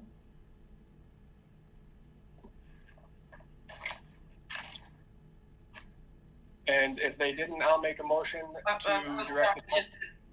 I can do it. I just couldn't get the thing to listen to me. Clicking on the button. I know, I'm sorry. I'll make a motion to direct the town administrator to move forward with the Green Communities Program application. I'll second that. Could I offer yet another friendly amendment? Because I don't want to lose the point that I made a couple minutes ago in the discussion that there may be a need for us to fund a position to provide the needed support for this. Now, Lisa and Kara, I hear what you're saying and certainly interested in what you got to offer. But my experience with this stuff is that at some point we have to own this. And if we're going to do it and do it right, then we need to commit the right level of resources into it. And I think we need to understand that there are hours and hours of work here to do it right. And Jim's point on technical expertise is something we shouldn't lose sight of. You can't just hand this to anybody. You know, the people who are going to be involved with it have to really know what they're doing in order for us to get the full benefit out of it. Long way around saying, could I simply add to the motion some words to the effect of, and acknowledging that there will be a need in the future to fund a staff position, and that the board supports that when the time comes, or something like that. Okay, all right, is there any further discussion on that? I'm not sure that I want to constrain ourselves in that manner, Jim. I think we all acknowledge that there's going to be additional support that's needed in the future, but I wouldn't want to require ourselves to hire somebody. I think we should seriously consider forming a committee like Walpole Green. Seeing all the feedback, and actually a great example of that is the Norfolk County public comments we had tonight and all the emails we've received. I've got over 20 emails where people said that they're hugely supportive of solar, but not supportive of that project. It seems like there's a vein of folks in town we could tap into to form that committee. So I agree that maybe we could amend the motion to say that to require that the board revisit this for support, but I don't want to require the town to hire anybody. No, and that wasn't my intent. So if it makes it easy, then I would not add it into the motion, but maybe what we could do is capture it in the minutes that we've had discussion about this. We acknowledge the fact that there may be a need, and I'm using the word maybe, a need to hire a staff position at some point, and perhaps, with the advice and counsel of the Green Committee and others, and Jim Johnson, to have a staff position with the proper technical expertise in order to make this, without a vote, it's hard to say who supports and doesn't support it, but at least we talked about it. I have a question. So as we vote to apply for this, and if we get it, if they accept our application, then we are required to move forward with all these pillars. Correct. And so if we do this, and you said it's time sensitive, before the end of the year, so what is the benefit to doing it before the end of the year as opposed to next year, and us putting the committee in place first and kind of picking and getting who's actually going to be part of it? Yeah. I can. Yeah, I mean, we're really twisting ourselves into the ground here on this, guys. All we need is the vote to move forward on the application, and we have months to figure out how to move forward with a committee or with an individual or whatever that case may be. But I cut off Kara there, who I believe is about to say something. So Kara, please. Sure. I mean, I'll just clarify that there are yearly application rounds. Obviously, the sooner you get designated, the sooner you can start getting grant funds and doing projects. In terms of, the commitments and the ongoing work, the penalty for not keeping up with this is not getting grant funding, right? Like, they're not going to throw you in Green Communities jail or anything like that. The penalty is just that you can't get another grant the next year if you don't keep up with your requirements. So it's relatively low risk in that aspect. But yeah. Yeah, thanks, Kara. Anybody, any other comments or discussions there? We have a motion and a second, I believe, Jim, unless, did you want to clarify an amendment, Jim O'Neill? No, I'm good. Thank you. Okay. So Ms. Sullivan seemed to indicate that we would not need a staff member. Mr. O'Neill and Mr. Johnson are concerned that we would need a staff member. I'm certainly not in favor of having a staff member. The numbers that Mr. Johnson's talking about, paying someone $87,000 to chase $250,000 a year in grants, and the $250,000 a year in grants is not going to save us, huge amounts of money. It'll all get eaten up by the salary. So I feel like this needs to be clarified one way or another before we go down this road. Well, we did just clarify it, David. You guys, you can hold on it. David, I just want to clarify that first point before you go on, and you can certainly go on. The point I want to clarify is that Lisa stated those high salary positions are for something that is not a part of this effort necessarily. That when you come into this, you're accepting the green communities, you can go into it with a huge effort, and you can hire an energy resource person, you can do all of these things. I believe Ms. Johnson, but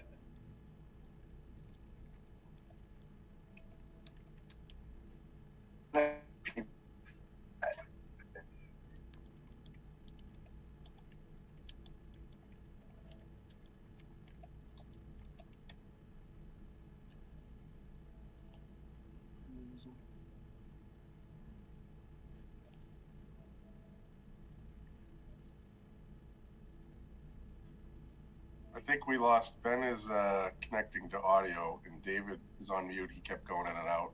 I could still see Jim, Nancy, and Mark. Okay. I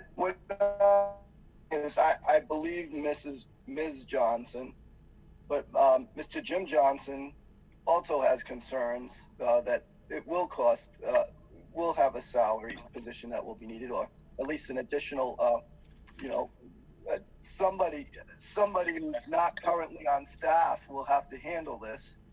And I just don't see spending huge amounts of money to chase grants that aren't going to save us, that are going to get eaten up by the salary. I think we need to resolve that question in a more definitive way before I'm prepared to vote.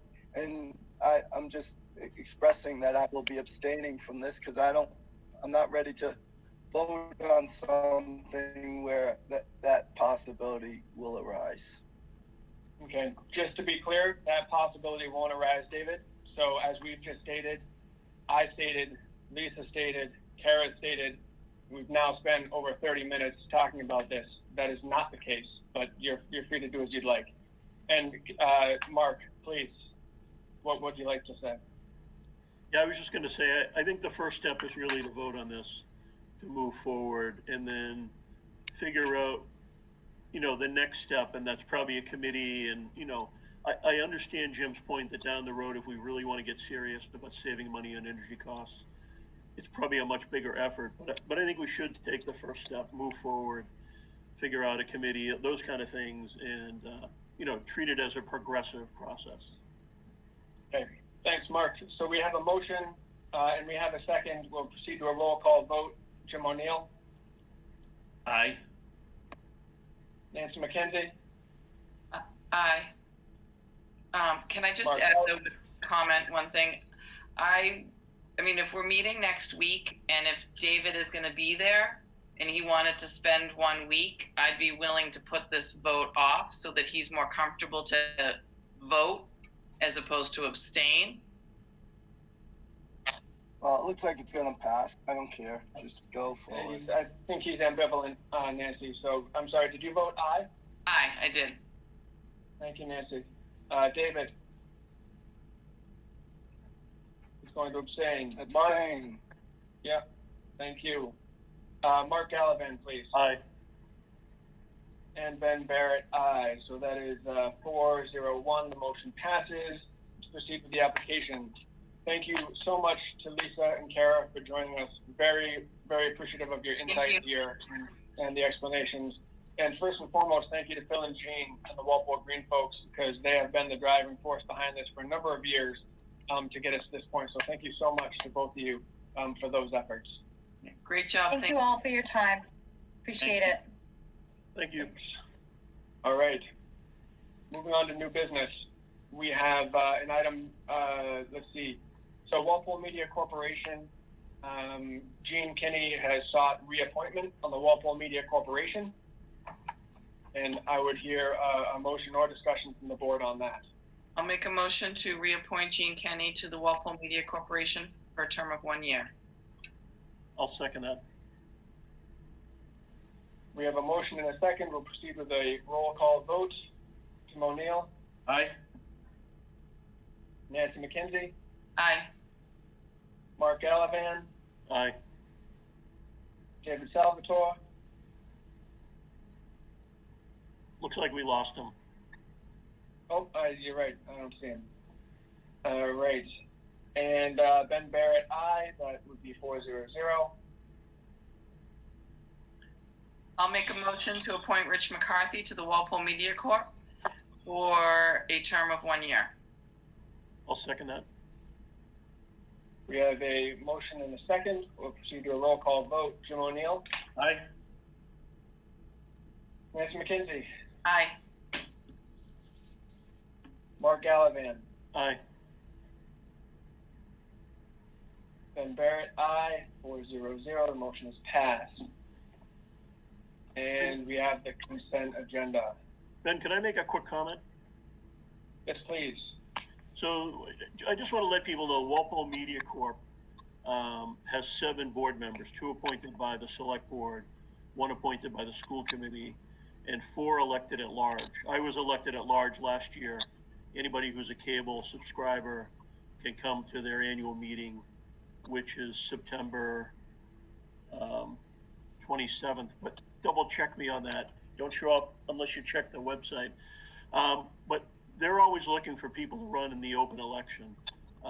If you have an interest in being on the cable board, you do need to submit a form by Thursday at 5 p.m. saying that you have an interest in running, and then you'll be on the ballot for the general election. So I just want to let people know that only 2 people applied here to the select board for those positions, but there are other positions available through the general election.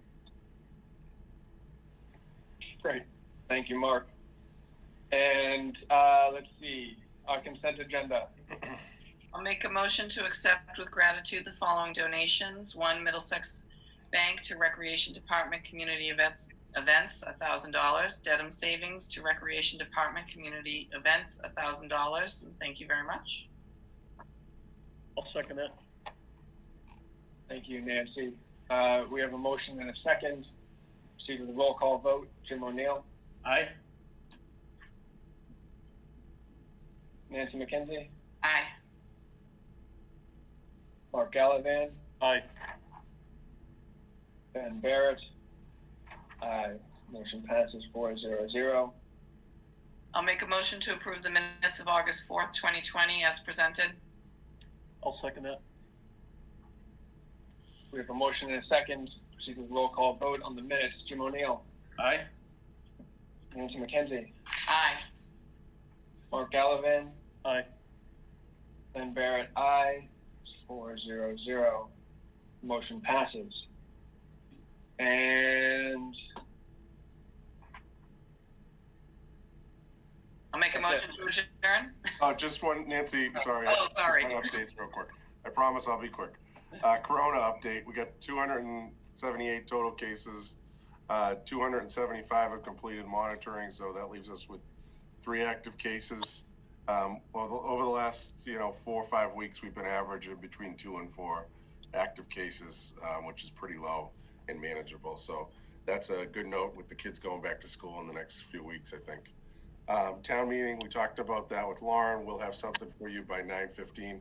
Prior to this meeting, I met with the personnel board and we talked about Article 3. You might recall that Article 3 is the one where we group the 6 bargaining groups and the non-union people into one article. The personnel board wasn't big fans of grouping the salary schedule in there as far as the 3-year salary schedule. So if the board's okay with it, I'm just gonna, I don't want to draw that article out longer than it needs to be, and I think the personnel board would act favorably on it if it was just a 1-year salary schedule.